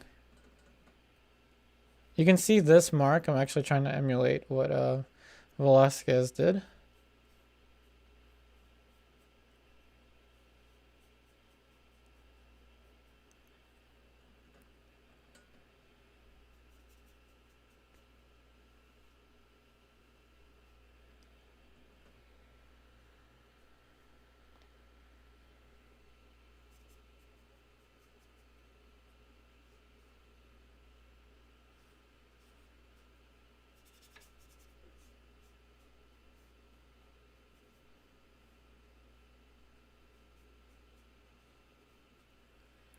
So the element of clothing here, I'm actually going to add a little more of the dark than I need as soon as I find the right brush. All right, so I'm going to add a little more of this darker shape and then subtract into it. Now that we're losing, wow, I want to ask a question and now we're losing connection. The connection comes back.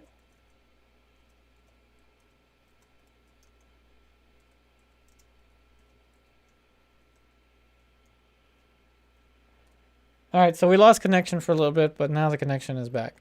So I want to ask a question. I'm interested in doing Alla Prima still life and Alla Prima wildlife paintings for future videos. So would you be interested in Alla Prima still life? Kind of like remember when I would do the daily Upari, I would do still life paintings, paint-alongs. And Stephen, I think the apple that you painted along with was of the same nature. So if anyone would be interested in that, let me know. I would like to do some, one sitting still life paintings, Alla Prima style.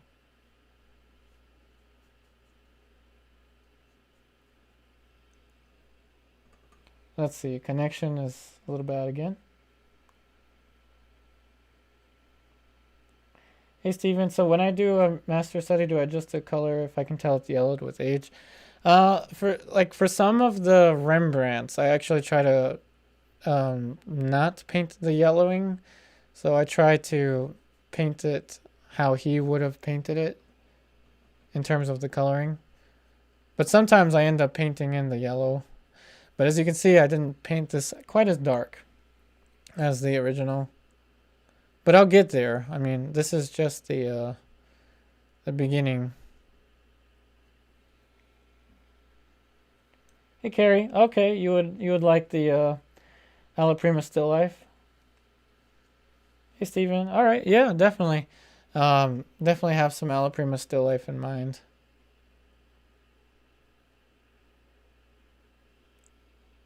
The thing about portrait is that it's a whole different thing. Like portraiture, it requires a heavy amount of attention on drawing, which takes a long, long time. So sometimes the painterly qualities are missed oftentimes when you're doing a painting video. Whereas with still life, you can kind of just fly and it's a lot of fun. But it's equally as difficult. I'd say it's all difficult. It's just that with still life, you get to focus more on the painterly aspects.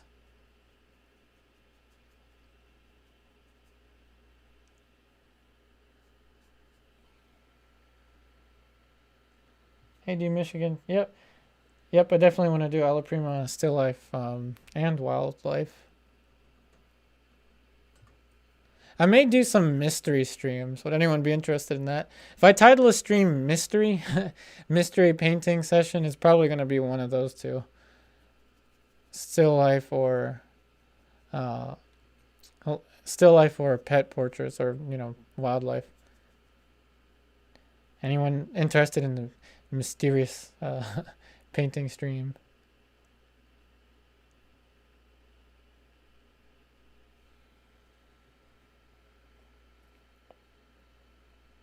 Hey, Pelimetric Pastry. Mainly do pet portraits. Yeah, I really enjoy pet portraits. Some of the first portraits I painted were pet portraits. AD Michigan, in some ways they seem to be a hybrid anyways. Like doing this is almost like alla prima, but I will layer. Yeah, definitely I will layer. And one thing I do is I constantly push back. This is a little bit of a hybrid. Yeah, you're right. Good observation. Usually I don't jump in the color this fast. I don't jump into this level of refinement this fast. And again, I'm just doing this because I don't want the painting to take super long. I don't want it to take very, very long. The full process is definitely something that I do that I utilize in my online classes. But those videos, for example, one project on my in my online classes, I think has about 7 videos associated with it. Each one of them about more than an hour or so. So if you are interested in more in-depth videos with a weekly virtual classroom, please check out my Patreon. Again, patreon.com/upariartist. You can Google it or look in the description box if you are interested. I should also add the chat box on Patreon as a thing, because even at the $2 tier, if you're sending me questions on the chat box, I am on it. I constantly check the chat box, the chat messenger on Patreon.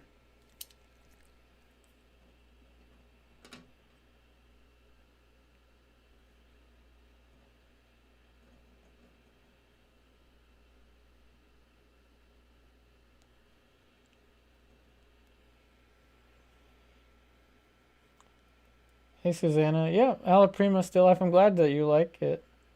Definitely. Well, if you're really that interested, you might see that one next. Hey, Stephen. Yep. Thanks for.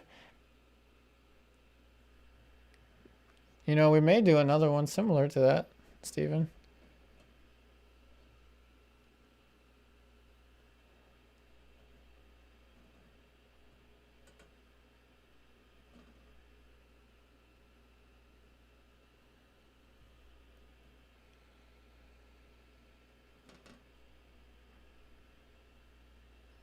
I'm definitely missing some of the characteristics on his nose, so I'm going to get to that in a second.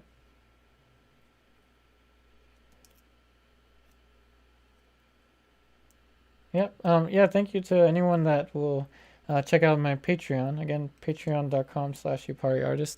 That's where the online classes are at $10 a month.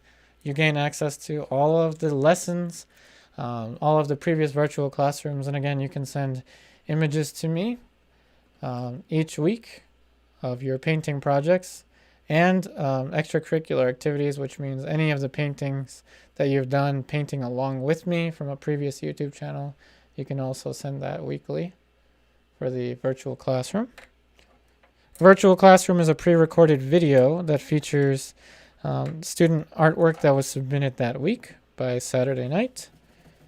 And I use a drawing app to do the student, to help students through their projects. And we also have mentor tier critiques, so that is original artwork that can be sent to me once a month for constructive critique, in addition to everything I just mentioned.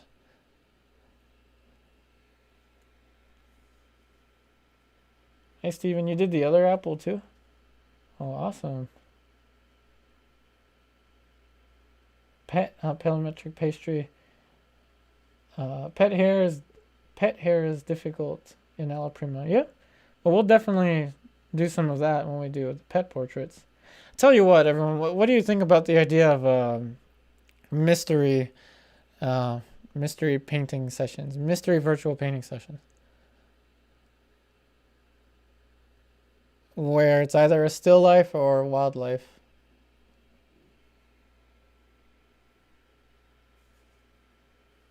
Hey, Hataliti. Awesome work painting clouds. Hey, Walt Demock. Oh, I'm glad you learned so much in my videos. Again, if you don't mind, definitely check out the online class. Check out the lessons. And again, I've typed out my email too. If you are curious, if you want to know more information about the online classes.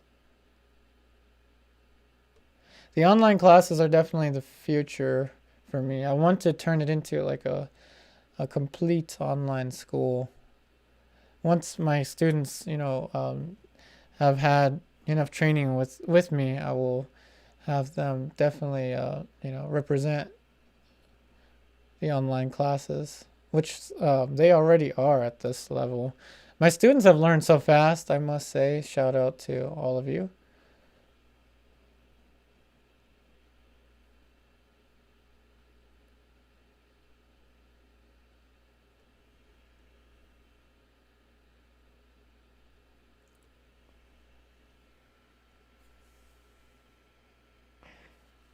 Hey, Hatali, brush recommendations I do.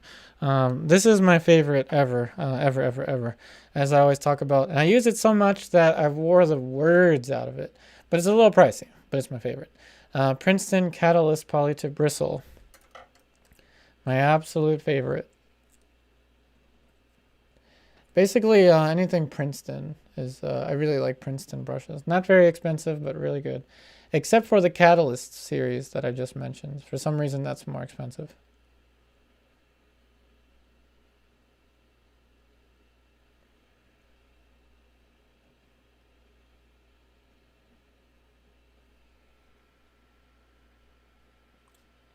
Hey, Mike. Oh yeah, no problem.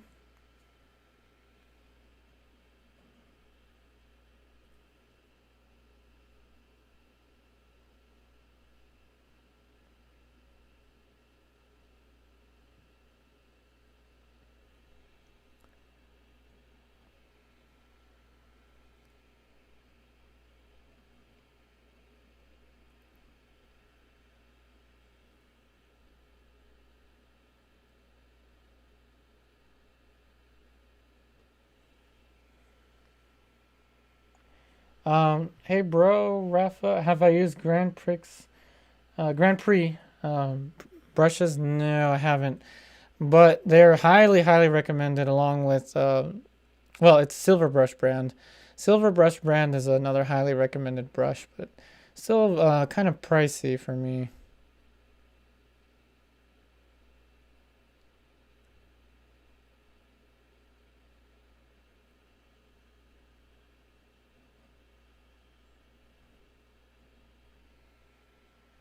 Hey, Mike Drop Paint, what's up? All right, so this edge definitely needs work. The edge alongside the hair.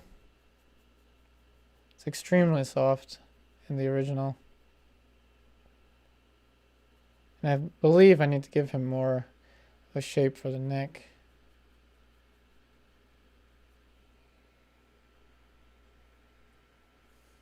Oh, thanks, Mike Draw Paint. I'm actually struggling with this one a little bit more than I usually struggle.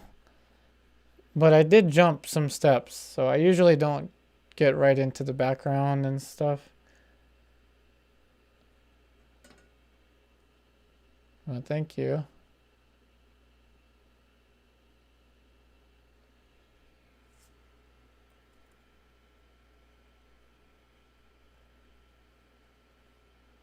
Mike, so will some sort of glaze bring out the shadows more? Yes, definitely. You can glaze the shadows, and I usually do. Again, I don't usually build this fast. I usually will only paint the skin tones in this layer and then use glazes. Next time we'll probably get into glazes with this one, if we do do another one on this one. Hey, Walter, artist handbook I was working on. Is that still a work in progress?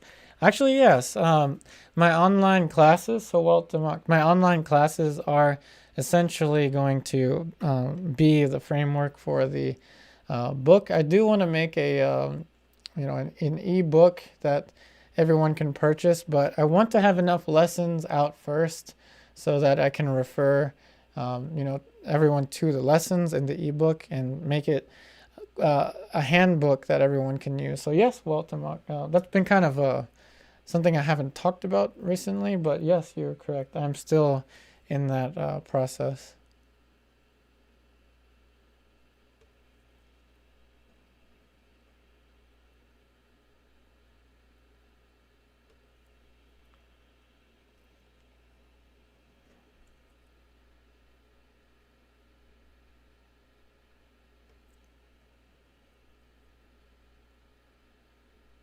So now I'm going to push the painting back a little bit. Hey, Mike, drop paint. Yeah, the eyes definitely. I probably shouldn't have gone into the background and everything. I usually leave it just to be the flesh tones. So I'm just going to push this back a little bit with the fan brush.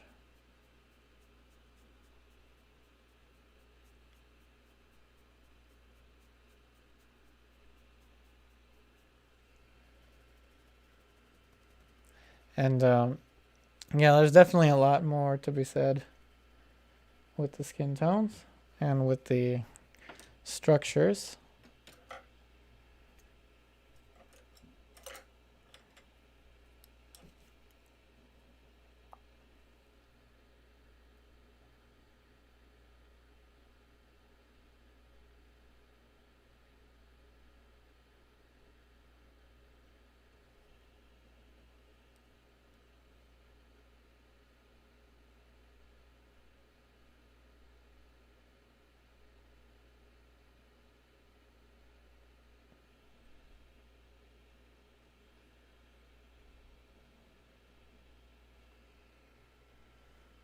Hey, Uncle 60, did Diego Velázquez make his own oil paint? Oh, yeah, I don't think there was a Jerry's Artorama back then, Uncle 60, but maybe. You never know. Um, but I do believe that he must have had, at this stage when he painted this, he must have had apprentices or someone grinding his own paints. As we know, tubed paints didn't exist at this point in history. So back then you had to grind up the pigments, combine it with the oil, and pretty much use it because they didn't have a way to save it. I heard that they would save it in pig's bladder or something like that, cow's bladder.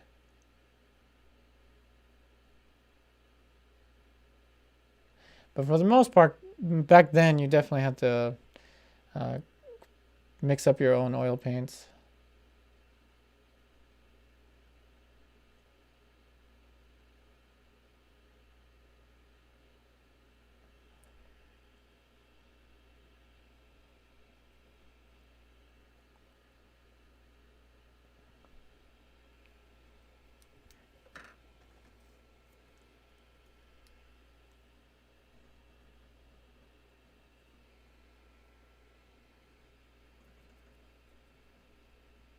So I hope everyone is enjoying these live streams. And again, thanks to everyone that's leaving a like. We're at 73 likes. Thank you so much.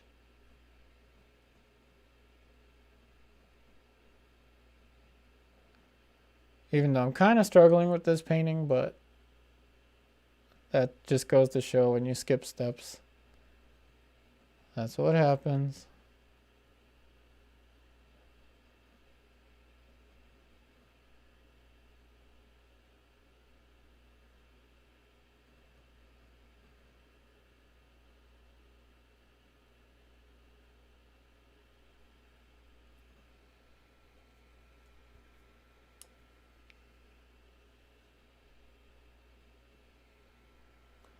Hey bro, Rafa, how do I save my paints? Good question. I used to store them in the freezer. So for instance, I would just take this, put it in the freezer. That's definitely something you can do to preserve your paints. But I'm pretty much painting every day, every single day except for Sunday and sometimes Thursdays. So I just leave it and utilize it. It usually doesn't dry right away. It takes a couple days for them to dry like this, except for the raw umber. So the raw umber I pretty much use up every studio day.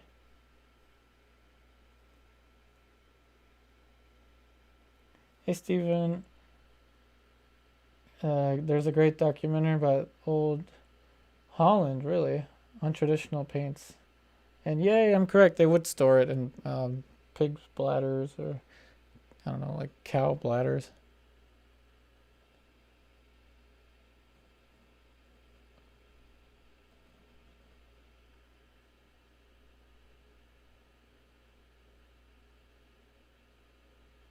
So obviously that's too cold, the light underneath of the eye. So I have to combat it with the cadmium red vermilion.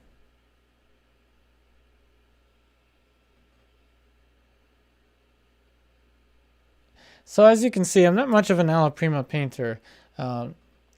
So typically, as I said, I will build through a monochromatic painting or underpainting.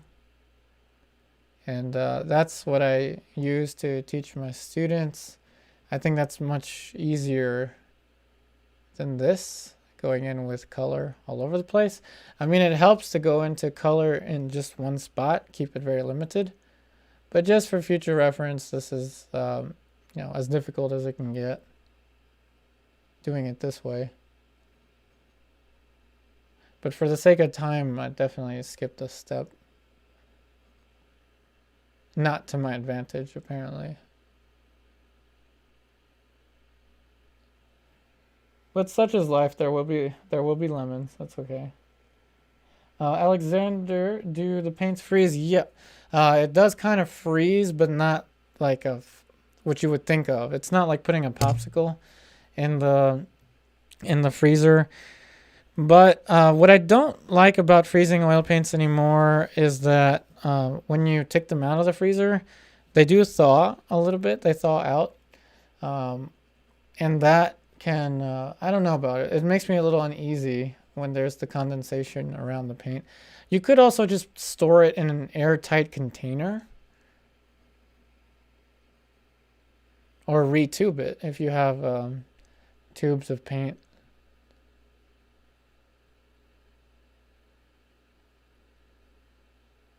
That may be the best way to save it, is just to retube.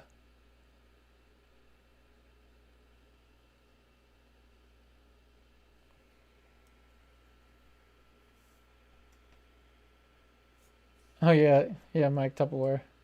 Uncle 60 says, put a cotton ball with clove oil near the paint. They will not dry as fast. Cover if you can. The fumes will prevent skin from forming. Really? I didn't know that. Clove oil. Awesome. Thanks for the tip, Uncle 60. Hey, Steven. Oh, thank you so much, D Michigan. Thank you for your contribution to the YouTube channel. Thank you so much. Yeah, Walt, the monochromatic, definitely. I would have done much better with monochromatic.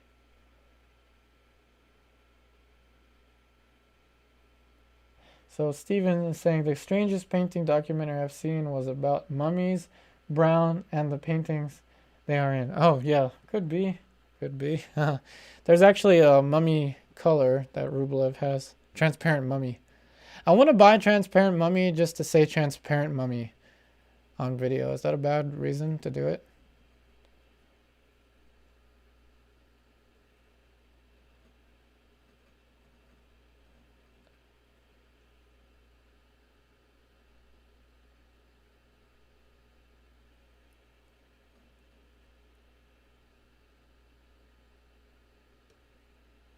You know, if I had just set the camera to black and white, you wouldn't know the difference.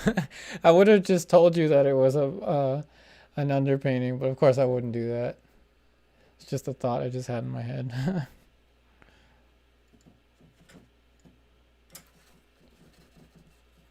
But in any case, as mentioned, monochromatic is much easier, and I prefer that, and I recommend that as your method of underpainting. And again, thank you so much, Team Michigan, for your appreciation. It means so much. Hey, Behender, thank you so much for your comment. And thank you, everyone, for the super chats. Again, thank you so much for your contributions to the YouTube channel.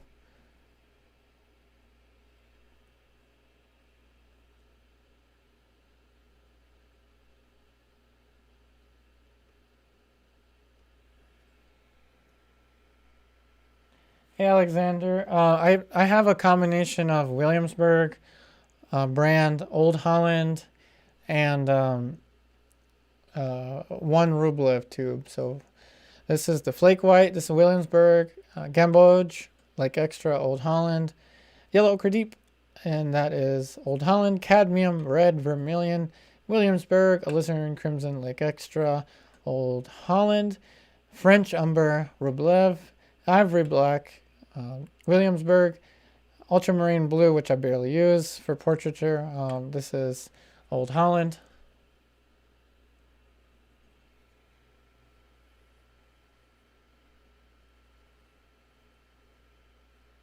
Hey, Power Courage Wisdom. You stopped taking lessons from a teacher because she kept insulting you. Oh, no, I'm sorry. And putting big globs of paint on your palette. Oh, I'm sorry. Yeah, speaking of that, yeah, my first painting teacher actually insulted me pretty bad. Yeah, my first, not to mention any names, but I've definitely, I follow you on that. Yeah, some teachers' words kind of stick with you throughout the years.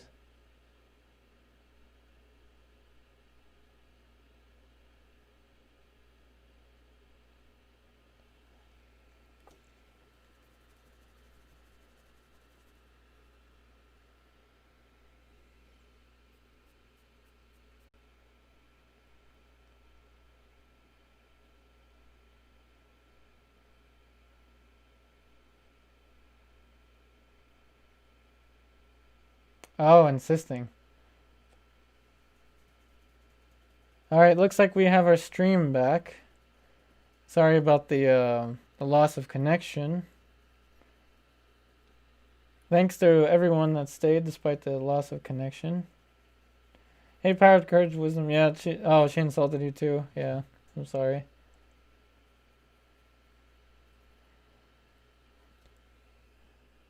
Yeah, we can relate on these kind of topics. So I apologize for losing the connection, and thank you to everyone that's still here with us.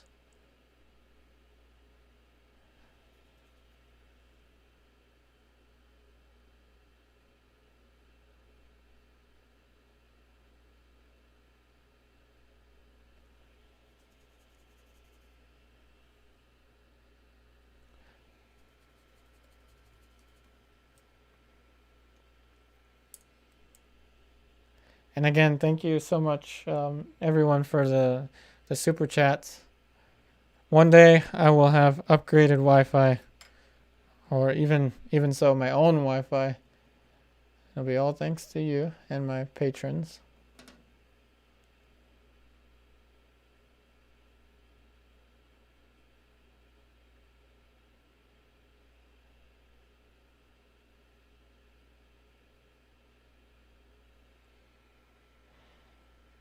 Yeah, Mike, we did lose connection for a little bit, but if you didn't lose connection, then that's interesting because that would mean that the Wi-Fi connection was different here than it was somewhere else, and the stream would have, I don't know, too much physics for me right now.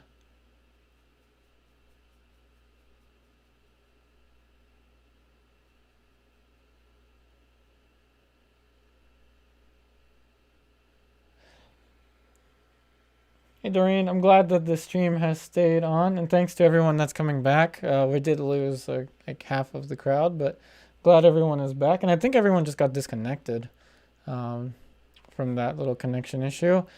So let me explain what's going on in the painting right now. I'm gonna turn it. Let's turn it and talk about the painting a little bit. There will possibly be a glare. Oh yeah, thanks Powers of Courage and Wisdom. I wonder who will paint after watching this. I'm interested too. All right, Pallavi, the gloss. Okay, that's just the light reflecting because I turned the panel so that you can see it straight at you. I'm sorry, Mike. It's midnight over there. It's 7:15 over here. And for the brushes, again, I'm just using synthetic brushes, either watercolor or acrylic.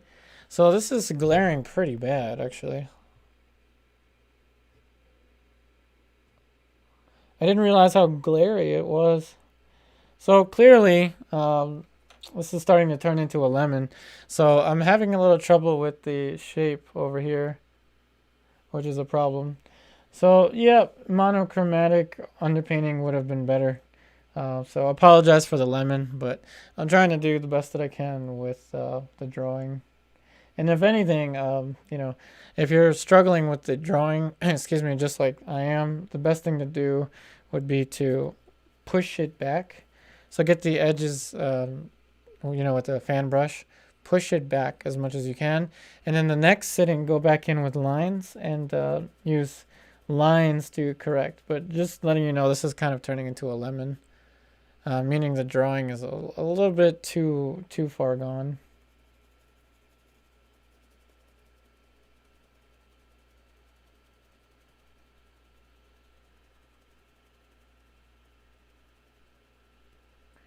So, all right, now what I'm gonna do is turn this over.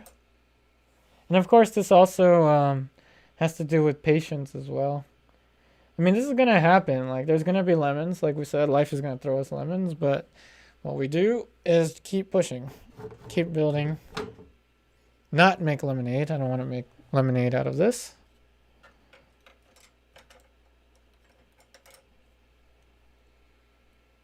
Thanks, Walt.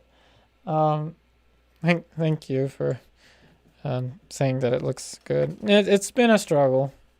I will admit, jumping into the color, I thought I could handle it, but I couldn't. So there's a lot of drawing stuff that needs to happen here. Number one thing I noticed when I turned it over was I need to move the eye over.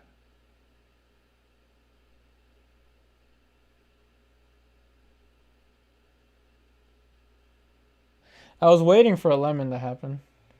Oh, thanks, Mike. Oh yeah, Steven, where did I get that from? I think I got that from Studio Incominati, the lemon. That's just what we would call a painting that isn't quite working out. We call them lemons. That's just our terminology.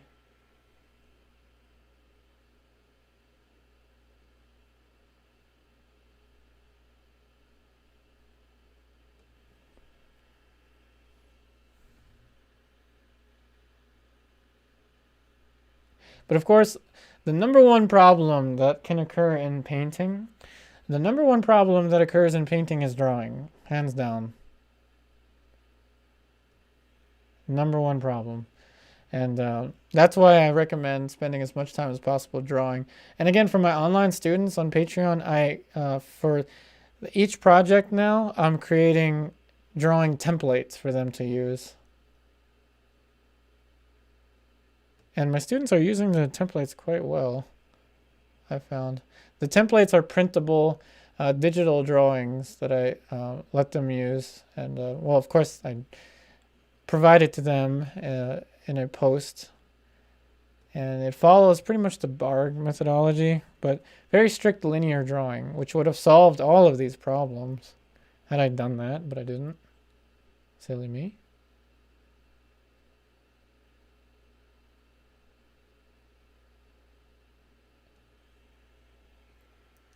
Hey, Power Courage Wisdom. Oh, thanks for your kind words.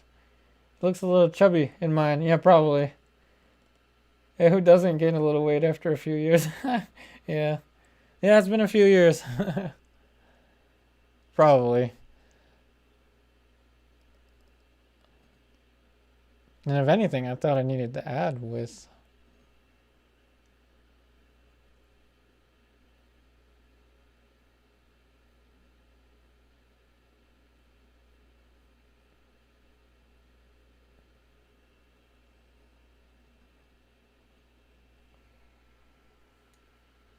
Hey, Allison. Yeah, I can make lemonade, but just not out of this. Especially with this having lead white in it. Yeah, I don't think that making lemonade out of this would be a good, safe option. But it happens. I mean, everyone, it happens. We do the best that we can, and sometimes we just don't get there. We don't get the result we want. And that's okay. Just have patience. Know that it happens. For all of you listening, even if you haven't sent a comment, and if you're struggling with paintings not turning out the way you want them to turn out, just know that it happens to me too.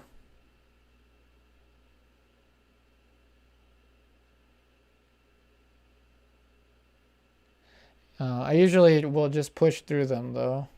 Sometimes I'll just give up entirely, but usually we'll try to push through.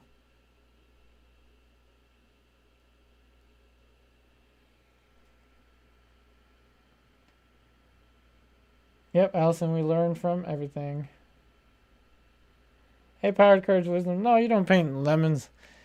No. The terminology it's kind of like artist specific. It depends on what you're after. I remember one of my teachers, my teacher Paulden, was so upset with one of his paintings. I remember he painted over it, and I was just like, no, give me that painting. I want that painting. He painted over it. Different artists, they have different, I guess, ways they want their paintings to look.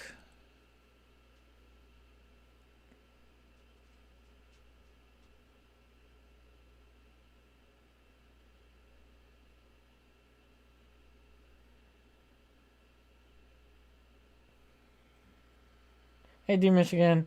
What is it that I don't like? Well, for one, I don't have the likeness, I don't think. And for two, I could have elongated this. I'm afraid that I kind of elongated this. And if I did, then I may have to blur the eyes and move them down. I think it's the eyes that are too high, but I don't know. Sometimes I just really can't tell. I'll turn it over for you again. Let me make sure it's not glaring. Okay, definitely that. That's not good. That has to be adjusted. Overall, the this is too small. So let's see if I can make adjustments while the painting is turned. That'll be kind of crazy. So for one, this is not big enough. For two, this is too round, yeah, too chubby, so I have to adjust that. That is kind of like drooping. I have to fix this. Let's see. This is too wide, the shape here. There's a plethora of things to look for. Yep, Mike, definitely missing that shadow down there. So I don't know. I mean, I may complete this on my own after the stream and update you, or stream it again if anyone's interested later. Because now what I've done is I've kind of prematurely jumped into the building up stage.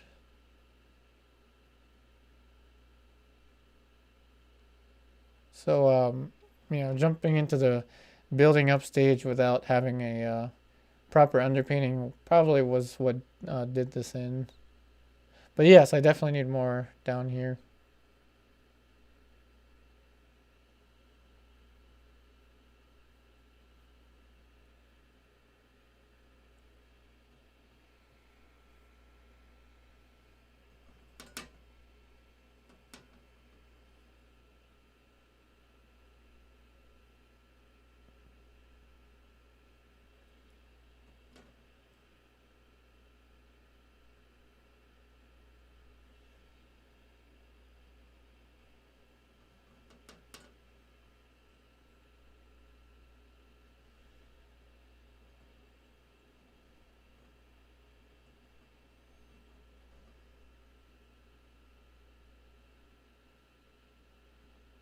So now I'm trying to fix that shadow for the cheek. So let's see, Doreen. So close the lips, bring down the eyes in the direction of the iris. Okay. Yep, we can do that. Yeah, I'm gonna have to bring this down for sure.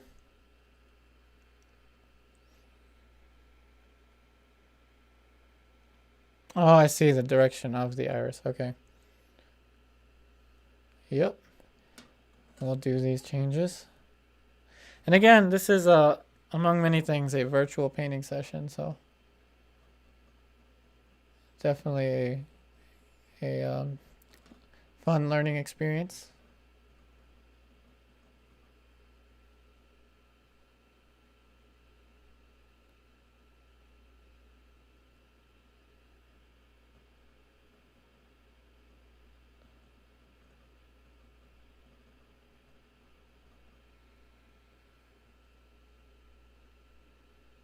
So let's do it. Let's start with the eyes.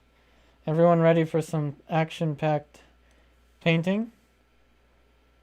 Yep, Doreen, everyone ready for some action-packed painting? How do I change things? So in particular, how will I move this? You're curious. How am I going to move the eyes down? Well, what am I going to do? I'm crazy. I'm going to lower it with a dry brush. Now, how's that for some action-packed painting? So what I'm doing is I'm blurring, so I'm ghosting and lowering with a dry brush.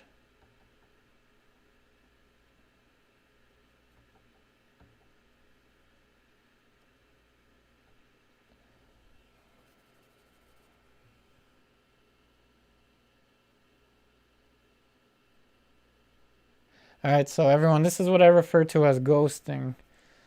And I'm ghosting by blurring and pushing the eyes down. I could tell right away that they definitely were too high up, and thank you for pointing out that that I needed to move the oh, hey Mike, yeah, he did just lose a he did just lose 2 pounds. If only I could lose that quickly. This is as action-packed as classical painting gets, but I think it's fun, isn't it? You're like, oh my God, he just took the eyes out. What in the world is he doing? But you know, this is what you do. You bring it down to the basic fundamentals, which is shape, right? And then you steer it. Yep, Doreen, just do it. Just do it. You know how much time one can spend dreading a mistake? You know, one can spend more time dreading a mistake than just fixing it. You know, just do it, right? Yeah, as Doreen said, just do it. And now that I've completed the blur, I'm going to start with the top to push this down.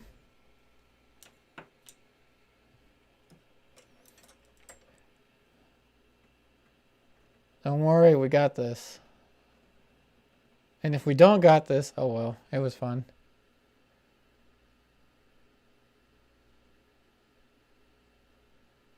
So, see, now we're lowering it.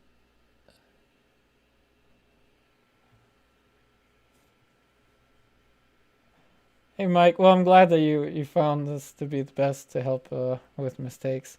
And we all make mistakes, you know. As Bob Ross said, there are no mistakes, there's happy accidents. But in portrait painting, there are mistakes. You know, in portrait painting, there are mistakes. They happen. Lemons happen, it's okay. We can always turn them around. I better be careful though. I better make sure that I keep this axis. So I definitely have to push this down.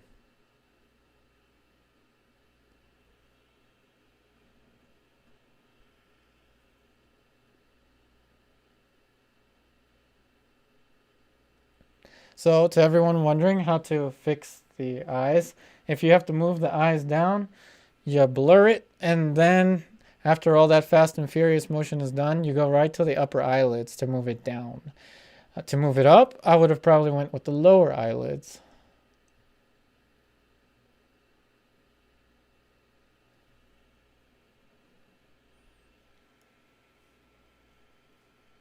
Oh, thanks, power, courage, and wisdom. Oh, thank you so much for your kind words.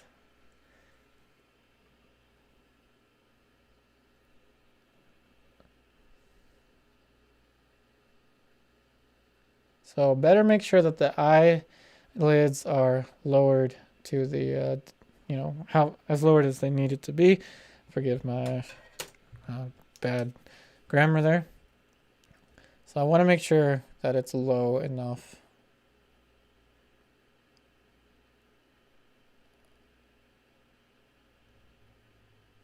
Okay.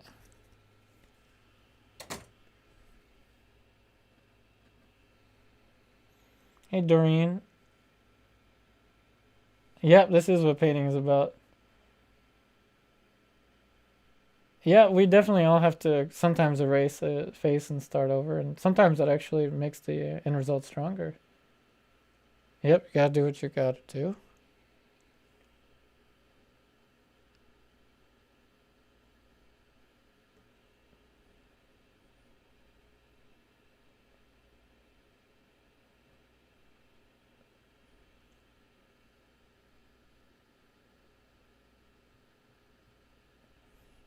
Now I have to follow the curve of the eye. It's definitely alla prima now. I'm gonna have to paint this. Repaint the curve of the eye there.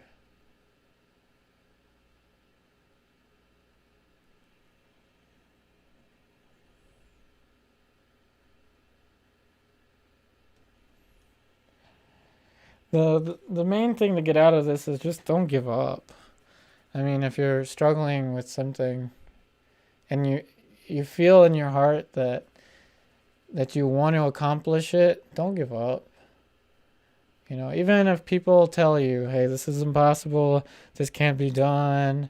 I definitely have experienced a lot of that in my life. Don't give up.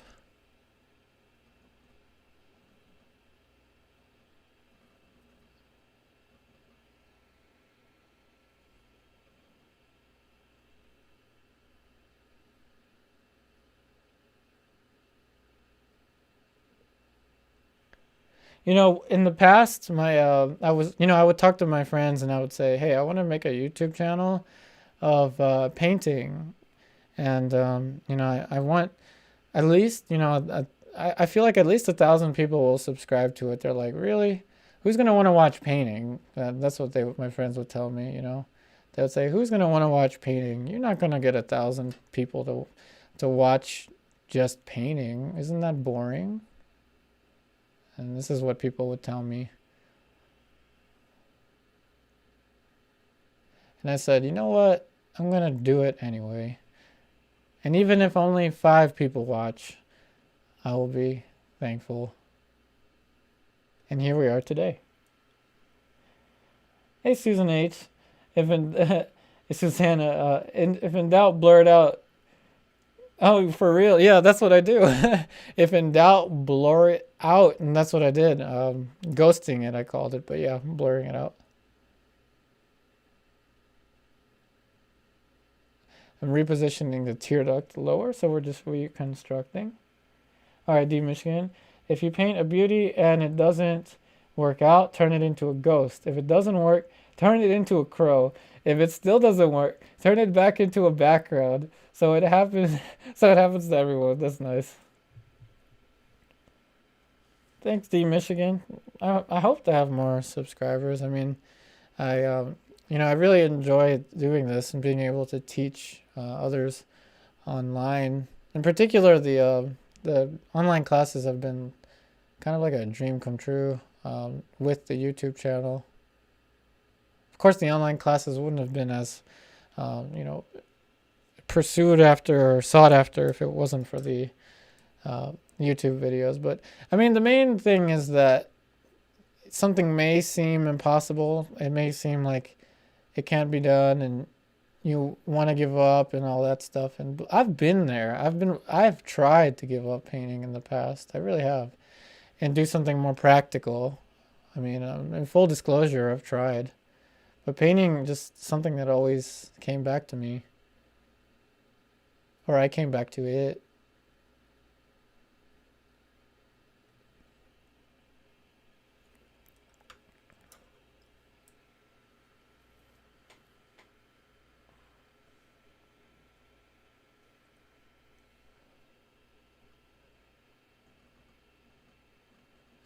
We're getting scientific? Maybe. I don't know. I guess we're getting scientific. Hey, Doreen.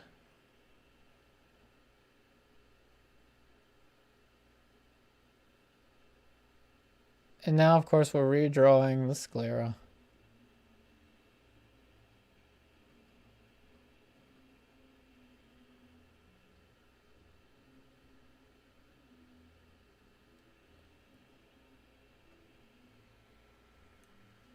Yep, power, courage, and wisdom. Yep, never give up.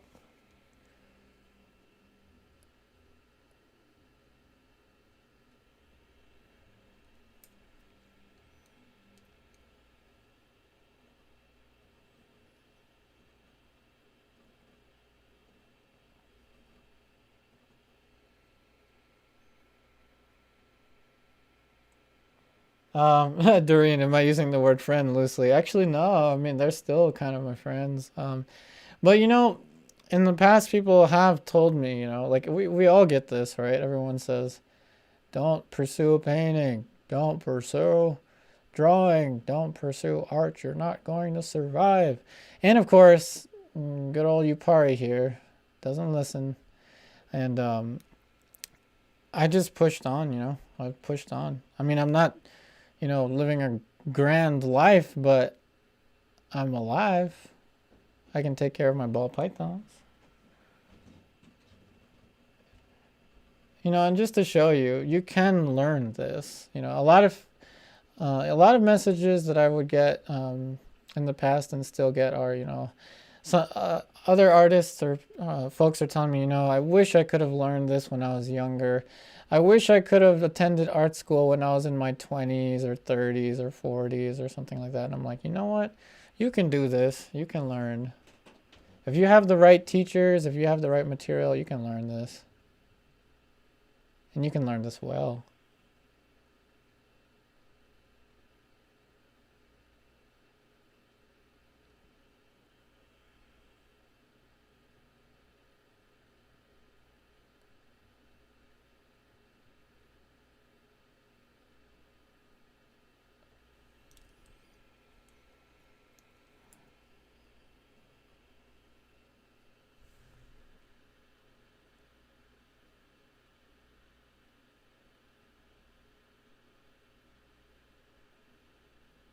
So again, I'm trying to position the iris. Reposition the iris. And all of these thousands of little adjustments.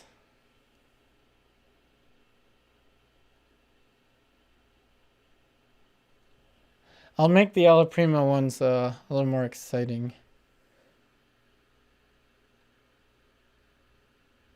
When we get to it.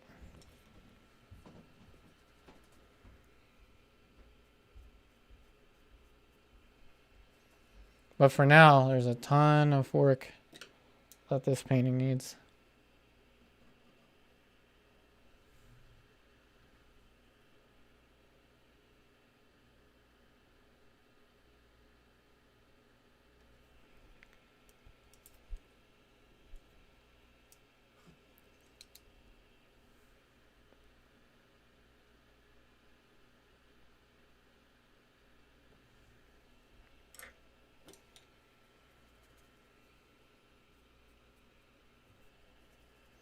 So while I'm fixing this, please feel free to ask me anything. If anyone can think of a crowd question. Can't think of any at the moment. Oh, thanks, Power, Courage, and Wisdom. Hey, Scott. Hey, what's up, Scott? Yeah, what's more exciting than moving an eye? I don't know. Very few things. One of my friends would say that her students would move a mountain before moving an eye. Interesting. I think Sargent would also say that he would just repaint the whole head before moving a feature. Hey, Wendy Ross. Oh, thank you for your kind words. I'm trying. I've definitely been struggling with this one, Wendy, in particular. I just moved the eyes a little bit. This one has caused me a little bit of struggling. Some struggling.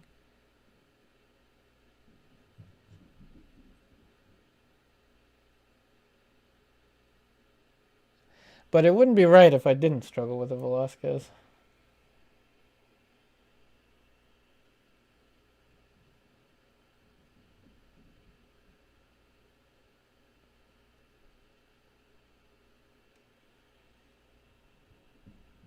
Alright. Are we safe to put the highlight back after repainting the eyes? Probably not, but let's try it anyway.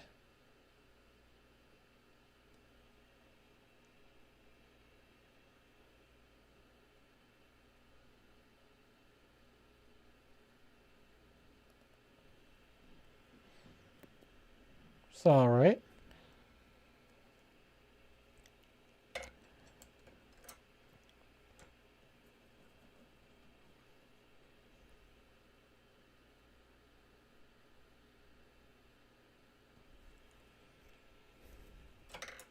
At this point, I have so many brushes going on. So many brushes that I'm using.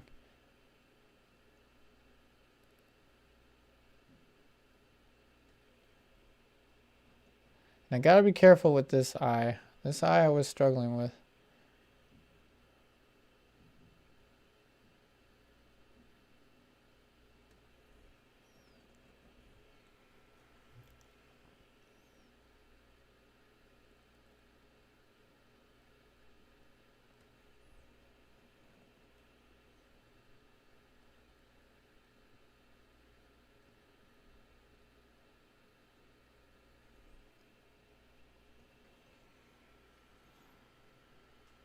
Hey, Power Courage Wisdom. Oh, your son has a ball python named Monty. Awesome.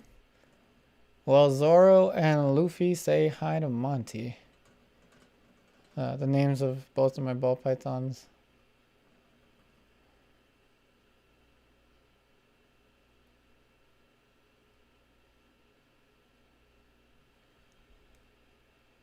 All right, now I'm gonna step back. Hey, Scott. Because you started in acrylic, you often paint with just one brush. Really? By the way, everyone, Scott is a wonderful, wonderful painter on my Patreon. Really, I didn't know. Yeah, I go through a lot of brushes. You know who would use one brush for a long time that I heard of? Nelson Shanks, my superhero. I heard he would use one brush for a long time. Obviously, I'm sure he'd have multiple brushes out, but I heard that he has been noted to use, the same brush for an extended period of time. Just to give you some perspective on how many brushes are going on, if we include the fan brush, all of these have paint on them right now. Yep. Are they organized? Probably not. But I'm trying the best I can to keep them somewhat organized. A lot of them kind of overlap. But the reason I have so many brushes, and oh yes, I have to correct the mouse. The reason I have so many brushes is that I get lazy. I don't really want to clean the brush, so I just change the brush. You would actually see Bob Ross do this a lot. I understand him a little bit more than I did before. Why he would do the things that he did. In particular, Bob Ross would change brushes a lot. And, I kind of liken it to a MotoGP racer, like a motorcycle racing. They don't refill their tanks. They just jump from one bike to another. So it kind of makes sense if you're thinking about it that way. Hey, Power Courage Wisdom. Yeah, of course, any questions you have. What are my thoughts on tattoo artists? Really? The medium surface that they work on and their techniques. That's a good question. That's a very difficult question. I haven't thought about it very much, so forgive my improv response. Tattoo art is definitely art. Some folks haven't considered it art or some kind of fine art. I'd be very terrified to do it myself just because of the surface. I mean, you're painting on a human being, so I consider it. Of course, I consider it a form of art, but I consider it one that I myself would be too terrified to do.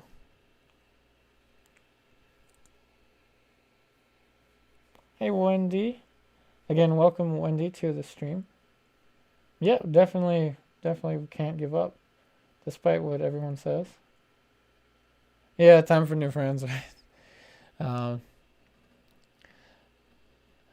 But I mean, some of my art teachers would tell me the same thing. But, it's just combining this very slow-paced portrait painting with the fast modern world of YouTube. Honestly, I had my doubts for sure. I still have my doubts that anyone or that a large number of people would be interested in it. I had no clue.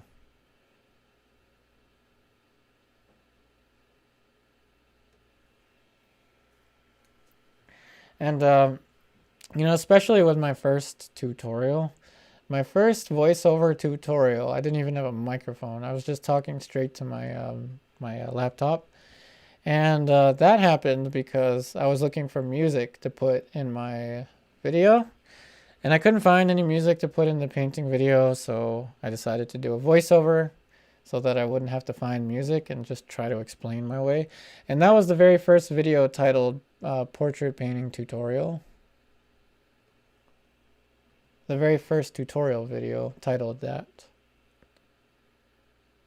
And I'm glad I made that decision.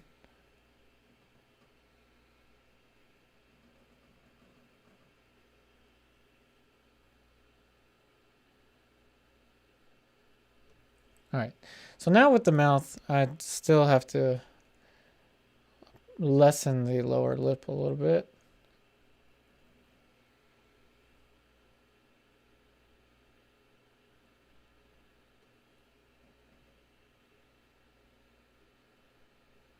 And bring up the facial hair.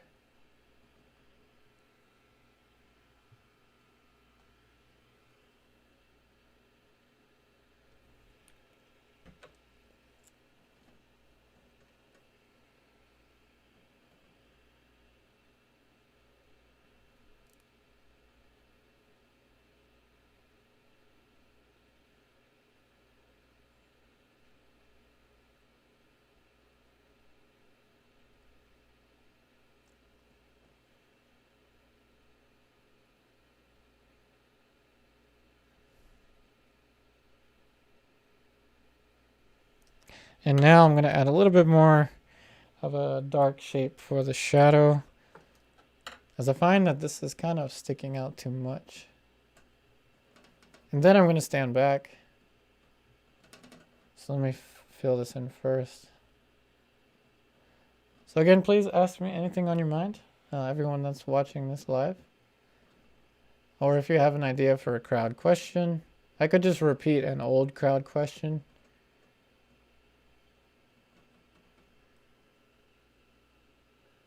What about art schools? We haven't talked about that one yet. So for those of you that have attended art schools in the past, let's see. I'm going to start with mine.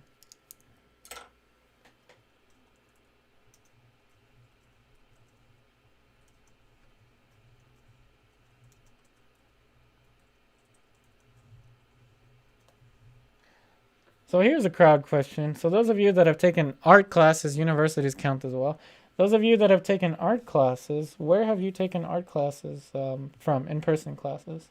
Hey, Jarnet, yeah, medium. I'm not using any right now because this is the first layer of color.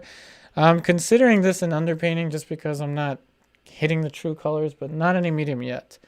When I do use medium, I use Rublev brand Venetian medium.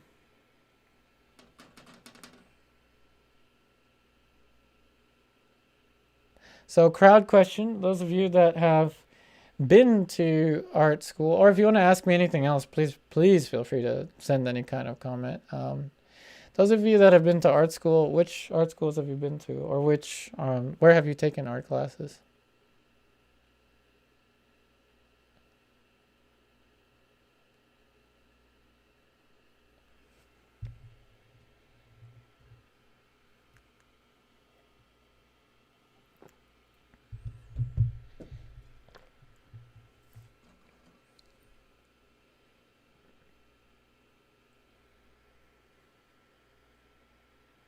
Yep, Jarnet, no problem. And again, Jarnet, I usually don't move this fast. This was supposed to be just color underpainting for the face, and I just thought might as well go into the environment, which made it very difficult. But I highly recommend Jarnet, Venetian Medium by Rublev. Top favorite medium to use these days for glazing and in particular. But of course, this is not ready for glazes.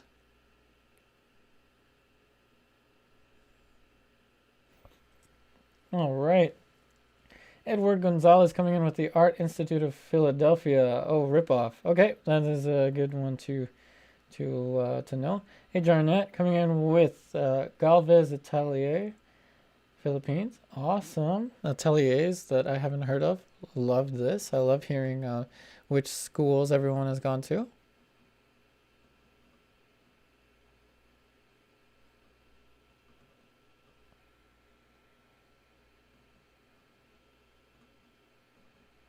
And don't be afraid to write self-taught as well.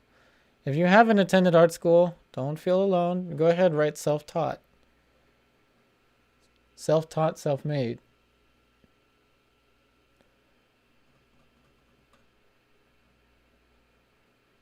Everyone's included in the conversation.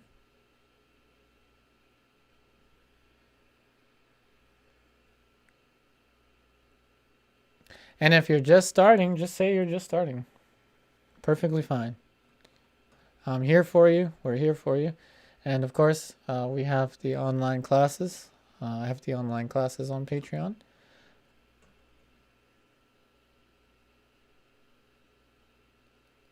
That made a huge difference. I definitely needed to cover the dark for the shadow there. Eyes still a little wonky, but I'm getting there. We're getting there. Alrighty, Allison coming in with Heatherly's London. Awesome. Hey, Steven coming in with YouTube. Definitely. Awesome. And thank you for watching the video, Steven. And I'm really glad that the Apple video helped you out so much.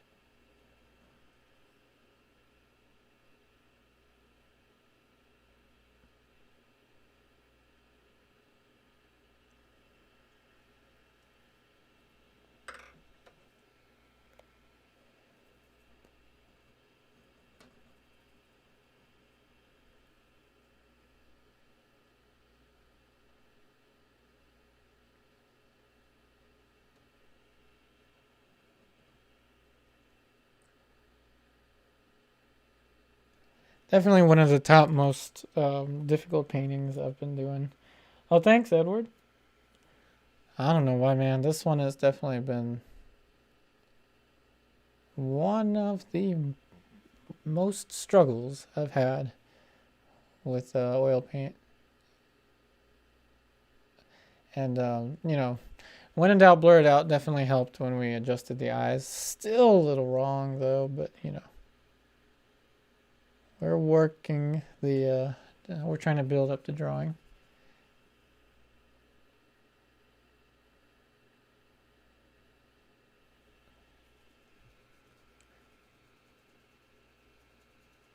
Way to go, Velázquez, to make me struggle so much.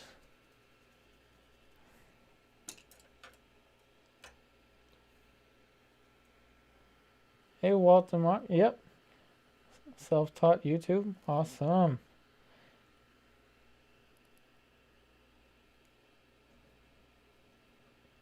So I'm very curious about this. Please feel free to let me know if you're also self-taught with using YouTube. You know, I use YouTube a lot to learn about motorcycle mechanics and how to, you know, how to best care for my pets.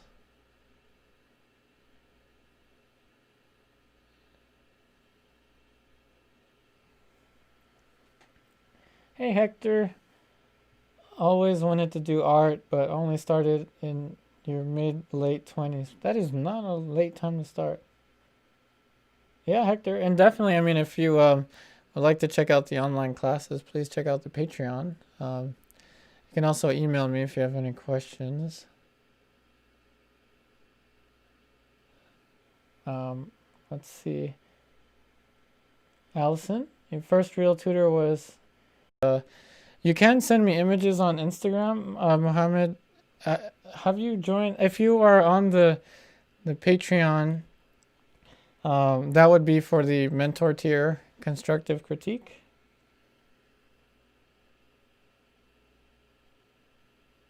But I have had students send me images from their Instagram for the constructive critique on Patreon. So if you don't mind, Mohammed, if you don't mind checking out the online class, again, it's just $10 a month, and it comes with the monthly constructive critique as well, along with the lessons and the extracurricular activities. Yep, Walt, you can learn just about anything on YouTube except partial differential equations. Yeah, when I was in school and in college, that was the one subject I couldn't learn on YouTube.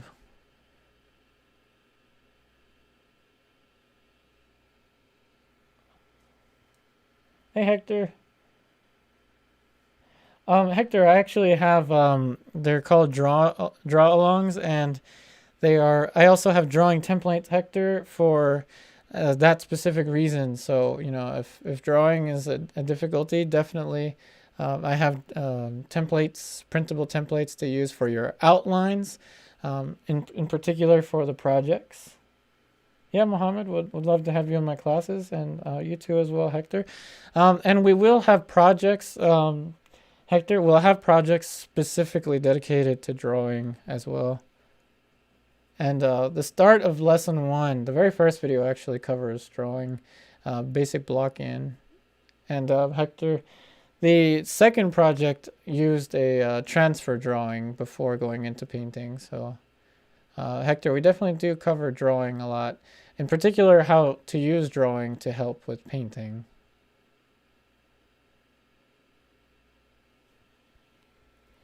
So remember, if anyone is interested, it's just $10 a month. Hey Barbara, what's up? Everyone is here from Patreon. How's everyone doing?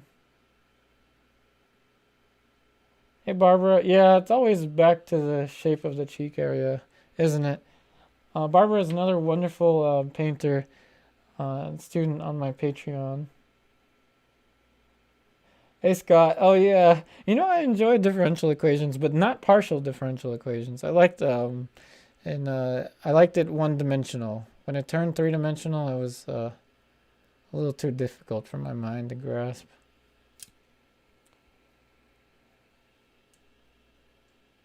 Yep, Hector, yeah, we'll definitely love to have you as a student. And the online classes are set up, they're results-based, hence the drawing templates to guide you every step of the way. And again, they're meant for you to take at your own pace. And remember, you can send me images at any time of the month for the mentor tier constructive critique, which, by the way, Barbara, wonderful work with the Nelson Shanks. I really enjoyed that one.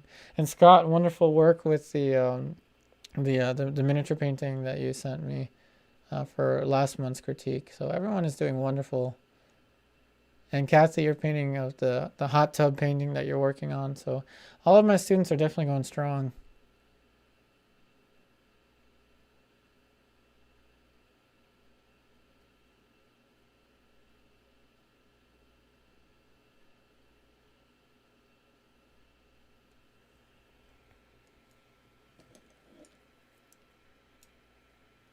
Oh, thanks, Barbara. Hey, Stephen. So the subjects with the online courses. So, to be more specific, in project two, we covered a lot when it came to the landmarks of the face, bony landmarks of the face in terms of anatomy. We cover, of course, the flesh tone mixture, but in particular, it's very centered on portraiture and how to draw and paint for portraiture. But I will be adding more content in there, such as still life. But it also covers, of course, the value, how to organize value. In particular, today's lesson was definitely value based because, again, we're working on the pearl earring. But we have 2 projects going on right now. We will have multiple projects, and each project has a playlist associated, an unlisted playlist, so only the students can access it. So yep. Walt, definitely would love to have you on the Patreon. Wow, we're gone on 3 hours. When did that happen? I had no clue. So shout out to everyone that's been here from the beginning or is still here with us. It doesn't feel like 3 hours, to be honest. I could film a live talking video without it being live, and you feel the time. I don't feel it with this. I mean, this is just a very relaxing experience. And you got to see my mistakes, a lot of my mistakes with this one.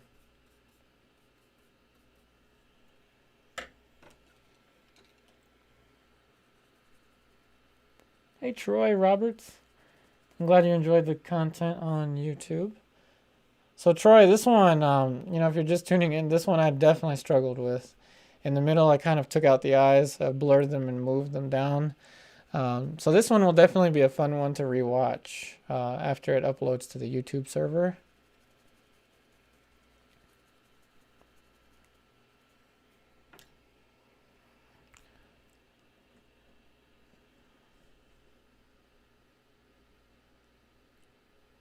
And thanks again to everyone for the super chats as well. And again, thank you so much for the super chats. You helped me out so much.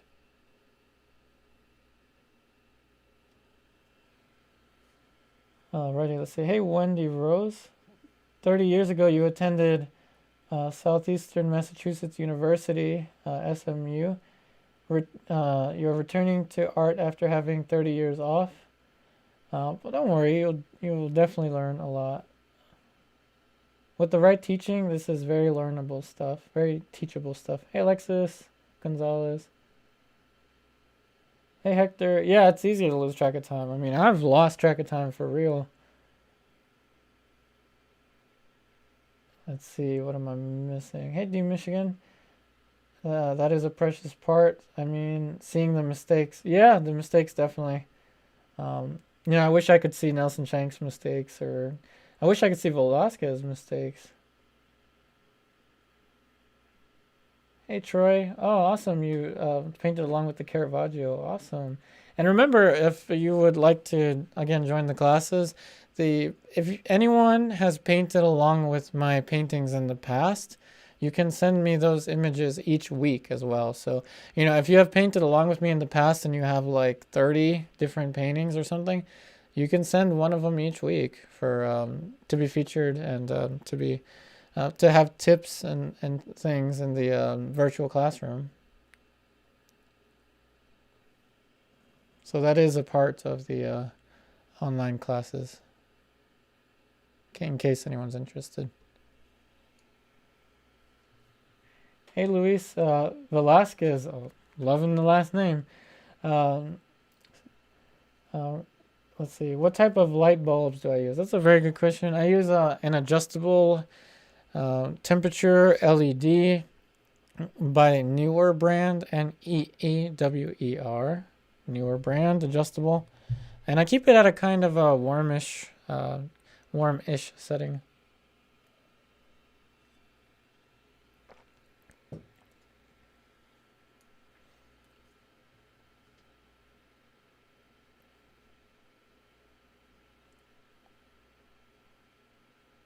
Oh, thanks, Scott. Yeah, yeah, I know. I wish I could, do better with that.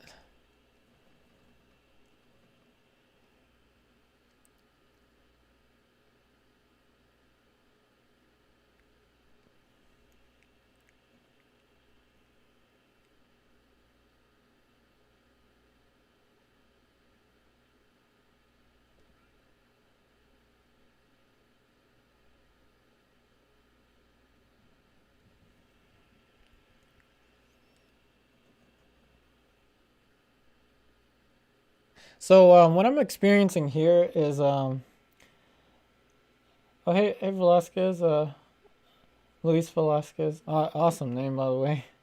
I'm glad you like the painting tutorials of the past. What I'm experiencing now is the paint starting to not work with me. So at this stage, if I was using medium for that, I would use medium. The paint is just not behaving. It's getting a little gray, too gray. Which is the painting's way of asking for some medium. But of course I'm trying to keep this without medium so I can layer and glaze onto it.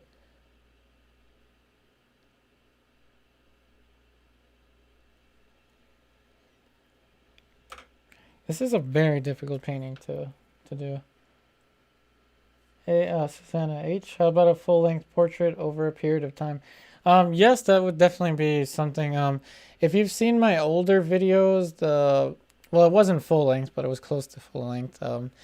Back when I was doing daily videos, I had this series of paintings called the Explorer a long time ago. But to my patrons on Patreon, to my online students, you will have full-length portraits coming up in future videos. I'm already formatting that. But that unfortunately wouldn't be something that I'd be able to do with YouTube, just because it would take more than 10 videos. It would take a long time. But that's, the nature of things. But definitely check out the older videos, Susanna. Definitely check out the older ones, in particular the Explorer.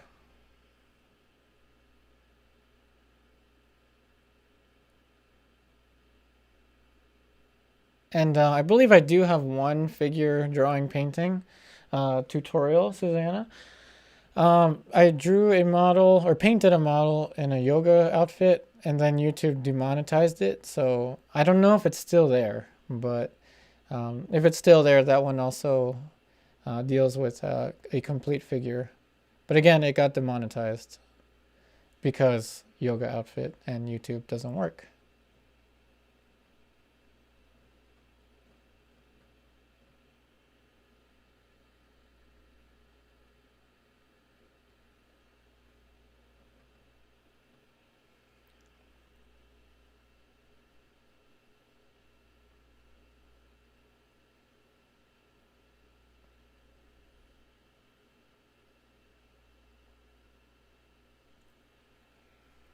Alrighty, did I miss any comments? Hey Yolanda.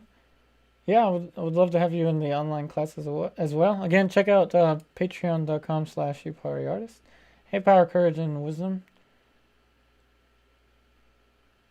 Oh, yeah, I mean, the classes are set so you can take it at your own pace. And again, it's $10 a month, so you have access to all the lessons, and you can pretty much take the classes at your own pace.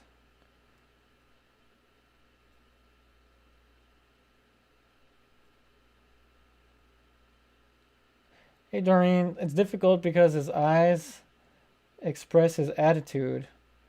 Only one little stroke can move the mood. Yeah, I've been chasing that one little stroke. Yeah, I'm definitely hanging in there. AD Michigan. Oh, studied Chinese painting. Awesome. While in high school. Then came to the US to study engineering. Wow. Yep, community college art classes. Oh, pretty good. Depending on the teachers, of course. Awesome. Yeah, so the eyes.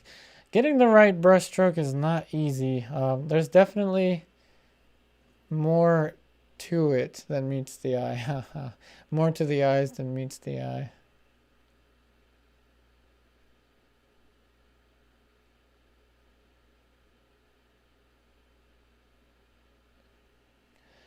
There's a lot said in the unspoken, I guess, the brush strokes. As Stephen mentioned before, there's a lot of information that's conveyed when I'm not really talking, when I'm trying to figure things out on the painting.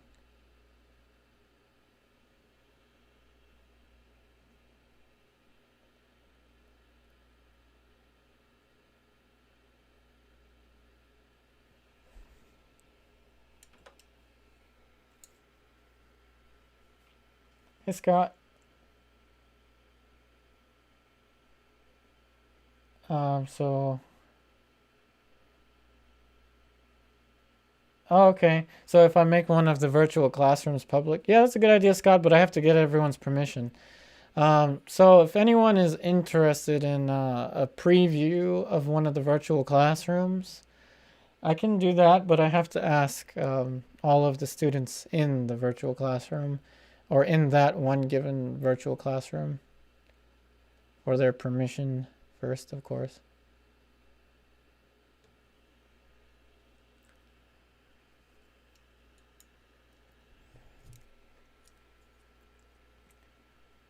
Hey Troy, would anyone be willing to link to the Patreon? Or could you please say the link again? Yeah, I got you, Troy.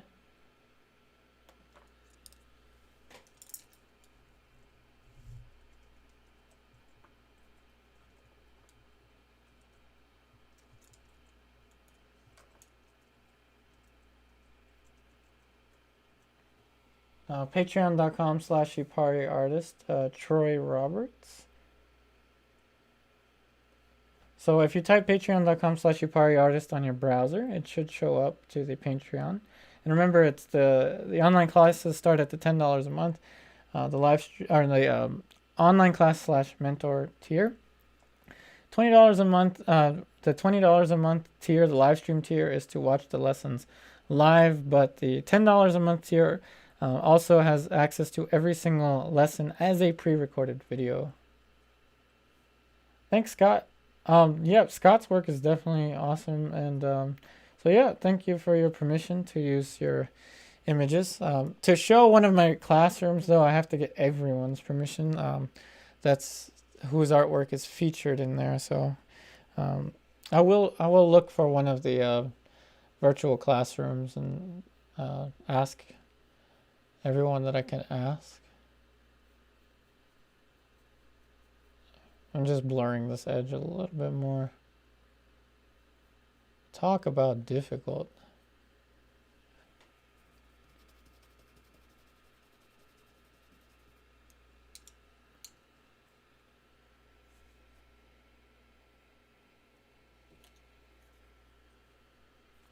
Hey, Steven. Okay, great question. So what exactly is a virtual classroom? Virtual classroom is a pre-recorded video featuring the submissions that students have sent by Saturday night to me. And what I do is I organize all of the images and then use a drawing app to give the students advice and suggestions. So using the drawing app, I give students advice and suggestions, whether it be their projects, extracurricular activities, or the mentor tier constructive critiques. Then once I'm done with the suggestions on the drawing app, I then take a screenshot and send the screenshot to the students so that they can download. And the virtual classrooms are now coming out every Tuesday, usually Tuesday evening. So Scott, hopefully that answers your question. And no, you don't need a webcam for the virtual classroom. So you send me the image, and then I use the image in my drawing app to give suggestions. I draw directly onto the image, like a teacher would in a in-person class, and give suggestions that way. And then, of course, I send the screenshots. I post them in a Patreon-only, online class, student-only link.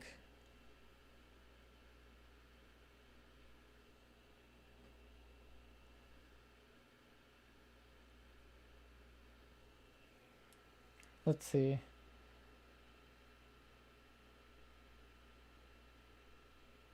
Scott. Oh, I can also publish a clip of the classroom as a teaser. Yeah. Currently, I'm trying to figure out with this software how to show a pre-recorded clip, as you're mentioning. I still haven't figured that out, but that is something I have to figure out with this live streaming software. This is immensely more complicated for me than, a standard YouTube video when it comes to the tech.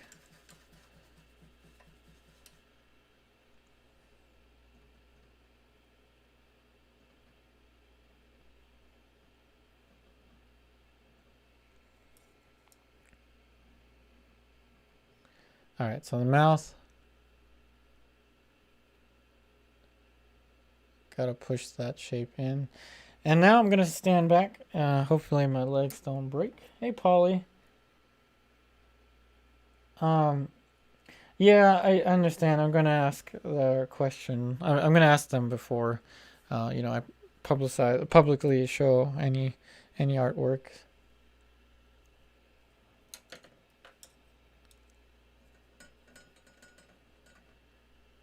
But Scott had has a wonderful idea of only showing a slight clip, small clip. So Scott, I may show yours if you don't mind. I can turn your image into like a teaser of sorts, Scott, if you don't mind.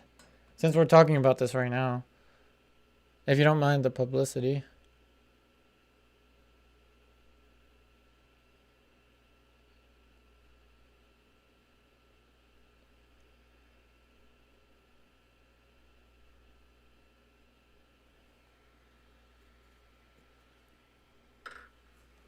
So I'm gonna stand back. Hopefully my legs don't fall apart.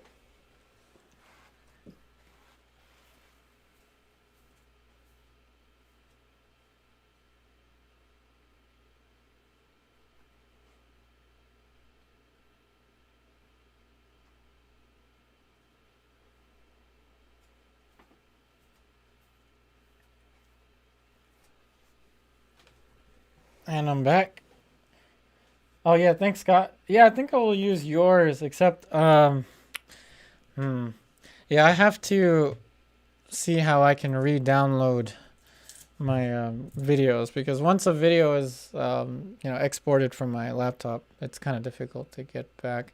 But yeah, thank you, Scott. I will definitely do that. So after standing back, it didn't look as bad, so that's actually a good thing.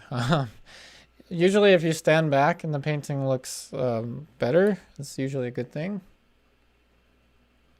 Of course, the shape of the nose is all kinds of wrong. It's too wide.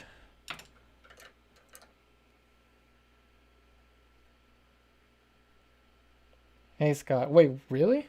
Your paintings from my class are your first oil paint. Wow, you're really good, Scott. Awesome work, Scott. I need a little more. It's kind of a workout to push the. I gotta gotta use a lot of strength to get the flake white out.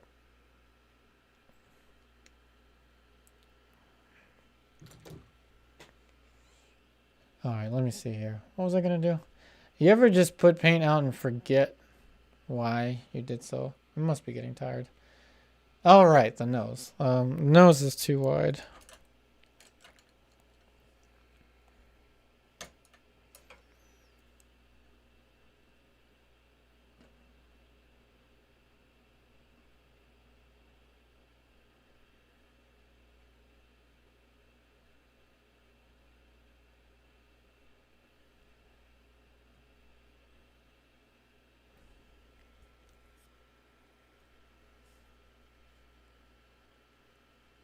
Oh, Good one, Steven. Steven says it looks okay from where I'm standing in the UK, so that's funny. So I'm standing when I stand 8 feet away, it looks all right, and I guess we're good if it looks great from all the way from the DC area to the UK. Thanks, Steven.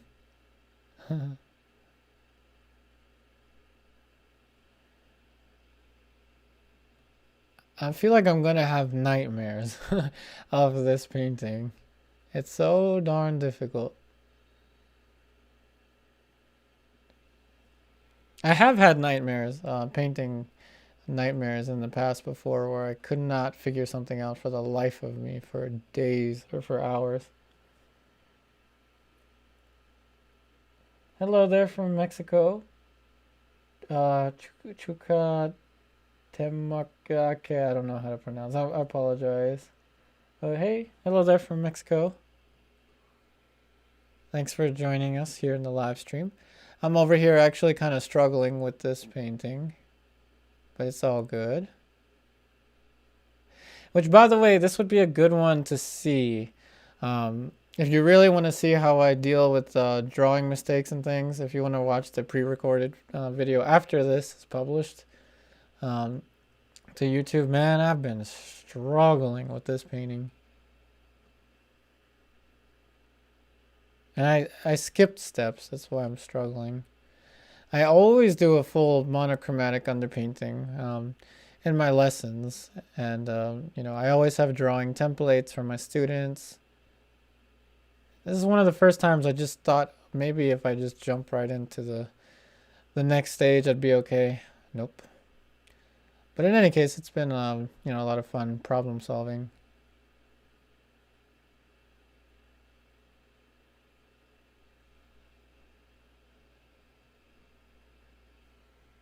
Hey, Purge, Power, Courage, and Wisdom.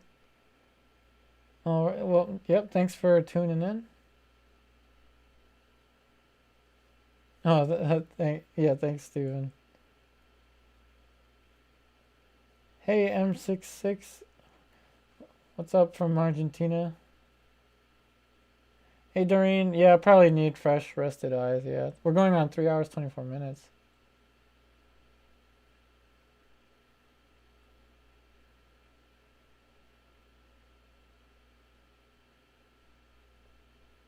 M6, I'm using Cadmium Red Vermilion, Williamsburg.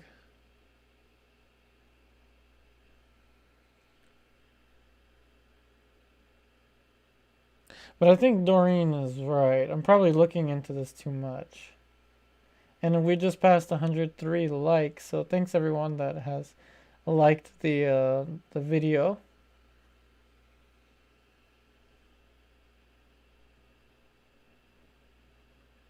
But it's very hard to pull me away from painting.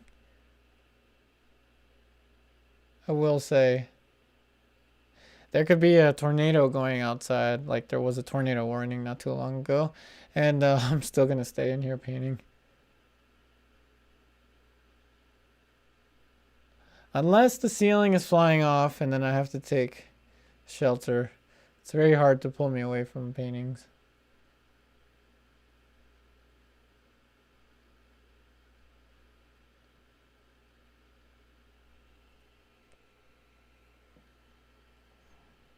Alright, so now what I'm going to do is turn it. Actually, no, I'm not going to turn it yet. I still have problems with the eyes. And again, I do need to, I guess, let this one dry. But I still keep going at it.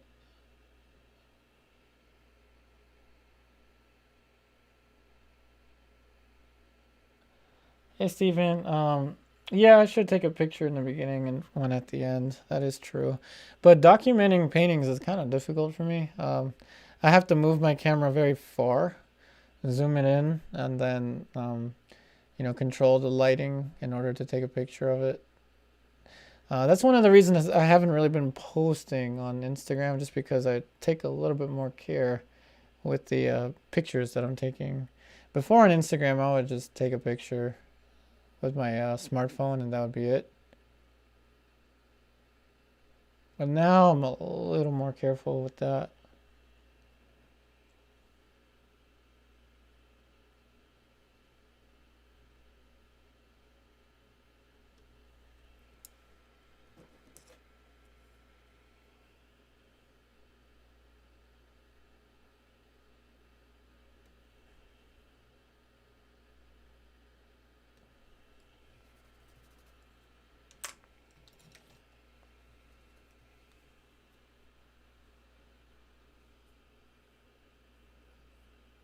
All right, now I will turn it over so you can see it up close and center, and so I can see all my mistakes, but it's okay. It's part of the process. Stephen, yep, I'm using a Canon T7i. That is my DSLR camera for this footage.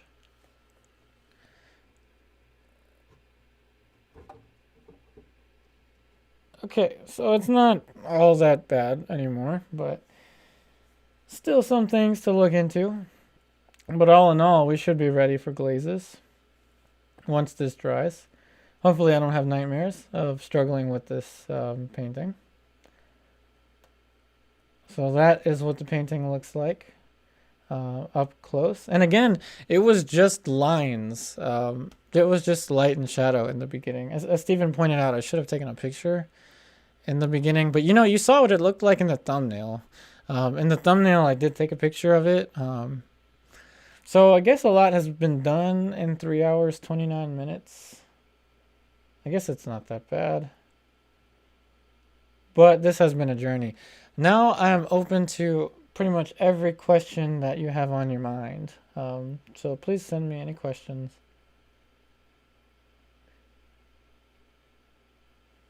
And again, I really think that these virtual painting sessions are the evolution of the YouTube videos that I've been posting. Hey, Polly. Oh, thank you for your kind words, and thank you, Susanna. Thank you, Nero.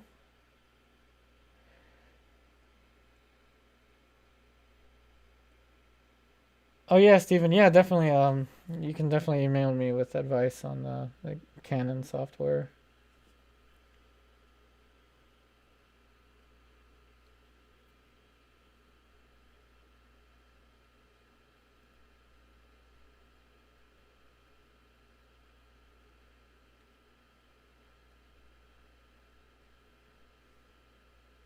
So I'm just gonna wait for a little bit for any questions.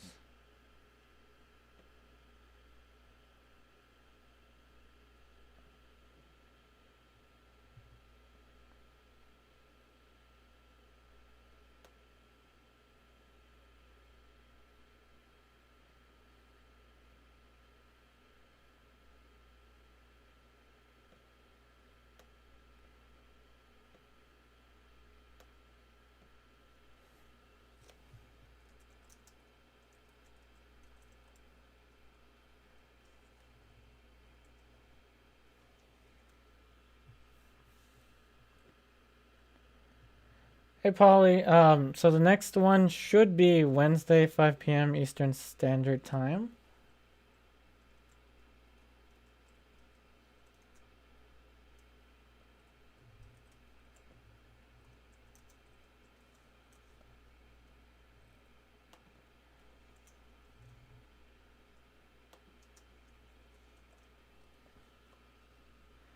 I'm glad you enjoyed the stream, D Michigan.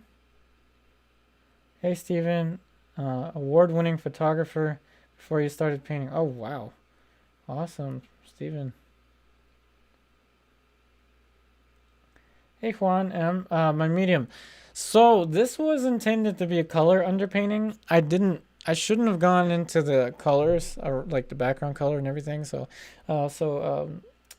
I usually, Juan M, I usually don't use medium on the second layer, but on the third. And when I do use medium, I prefer to use Venetian Medium by Rublev, and I can write it out for you.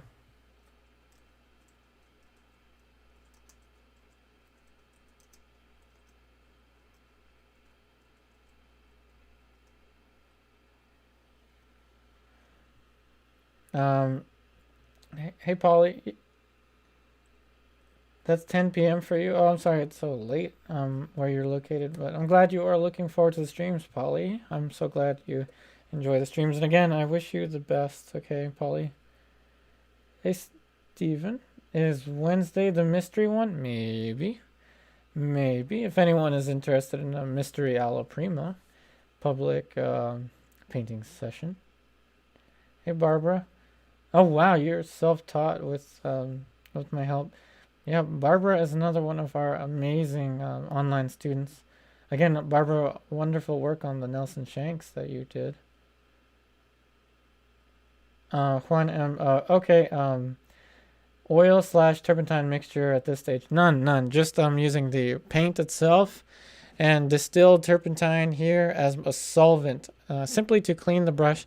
And I did use it to thin the paint for the background a little bit.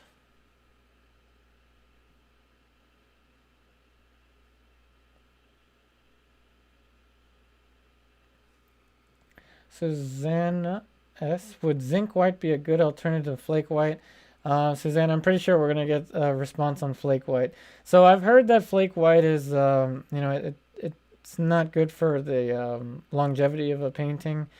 Susanna, I would recommend flake white replacement from Gamblin if you don't have access to flake white.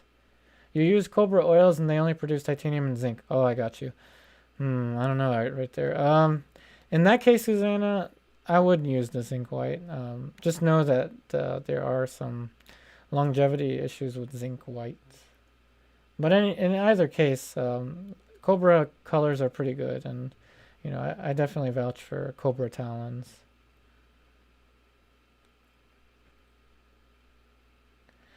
Hey Juan, what's the difference between using a proportional mixture of oil slash turpentine and this product? Okay. So Juan M asks a good question, and I do mix solvent and oil, Juan here, in these little tubes. I use it to add oil either to a paint mixture directly on the palette, or I use it to oil out a painting after it's had a number of layers on it, more than 2 layers. But what you want is for the solvent to spread the oil so that there's not so much oil. So you never want to put too much oil in the early layers, as it could lead to cracking. And Scott, yep, Scott is correct. I would definitely stick with titanium if you're using Cobra, just because again zinc has such a bad reputation. And Scott is a wonderful painter, along with Barbara and all my online students. And yep, his paintings are wonderful, and he uses Cobra. Oh wait, their titanium has zinc? I didn't know that. That's odd. Thanks Scott for pointing that out. Hey Doreen, I'm glad you enjoyed the stream. Again, yep, thanks Doreen. And Stephen, thanks for the information. Stephen says to check out Winsor Newton's channel for info on zinc white.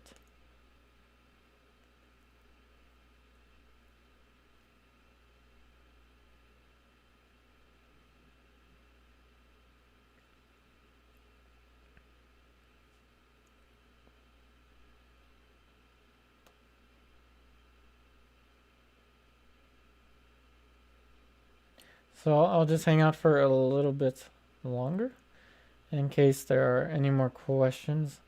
So yes, the next public live stream should be Wednesday, 5 o'clock p.m. Eastern Standard Time, meaning, the time in the East Coast, United States.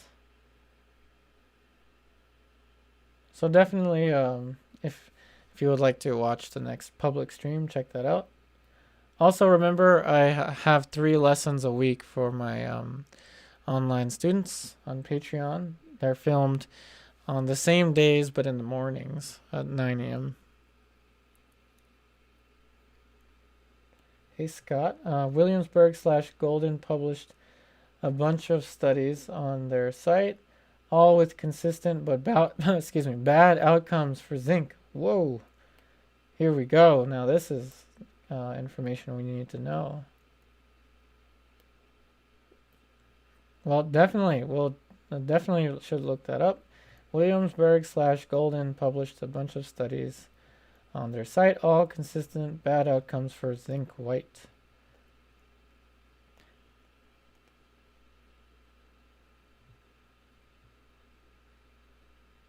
Juan M, have you experimented mixing calcium carbonate and oil to make the Spanish white that Velázquez used? No, what I'm using is flake white. This is lead white. This has it says warning contains lead carbonate. Probably mispronounced that, but this does have the lead carbonate. Yep, Velázquez would have been using a lead-based white. And again, you can use this if you have access to it. Just, keep your hands away from the paint. And of course, don't eat the paint. Hey, Pablo, I need a little more detail below the left eye. His left eye or our left eye? Most likely this one. I've been struggling with this one forever. So yeah, definitely. I will need to add more to that for the likeness. Definitely.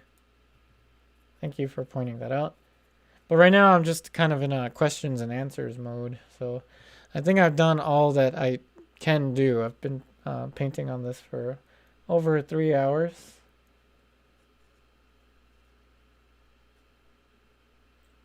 So if anyone is interested, again, Wednesday, hopefully Wednesday, 5 o'clock p.m. Eastern Standard Time.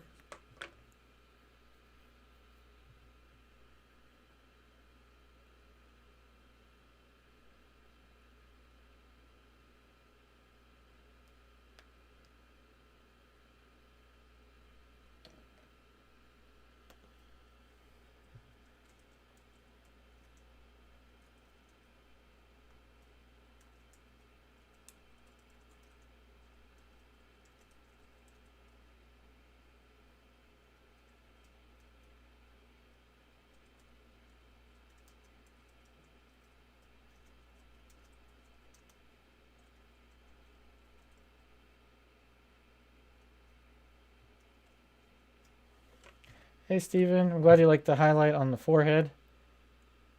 All right, take care, Polly. Look forward to seeing you on the next one. So thank you, everyone. Okay, thanks, everyone, for watching. I am now going to sign out. And again, please check out my Patreon if you have not for the online classes at $10 a month.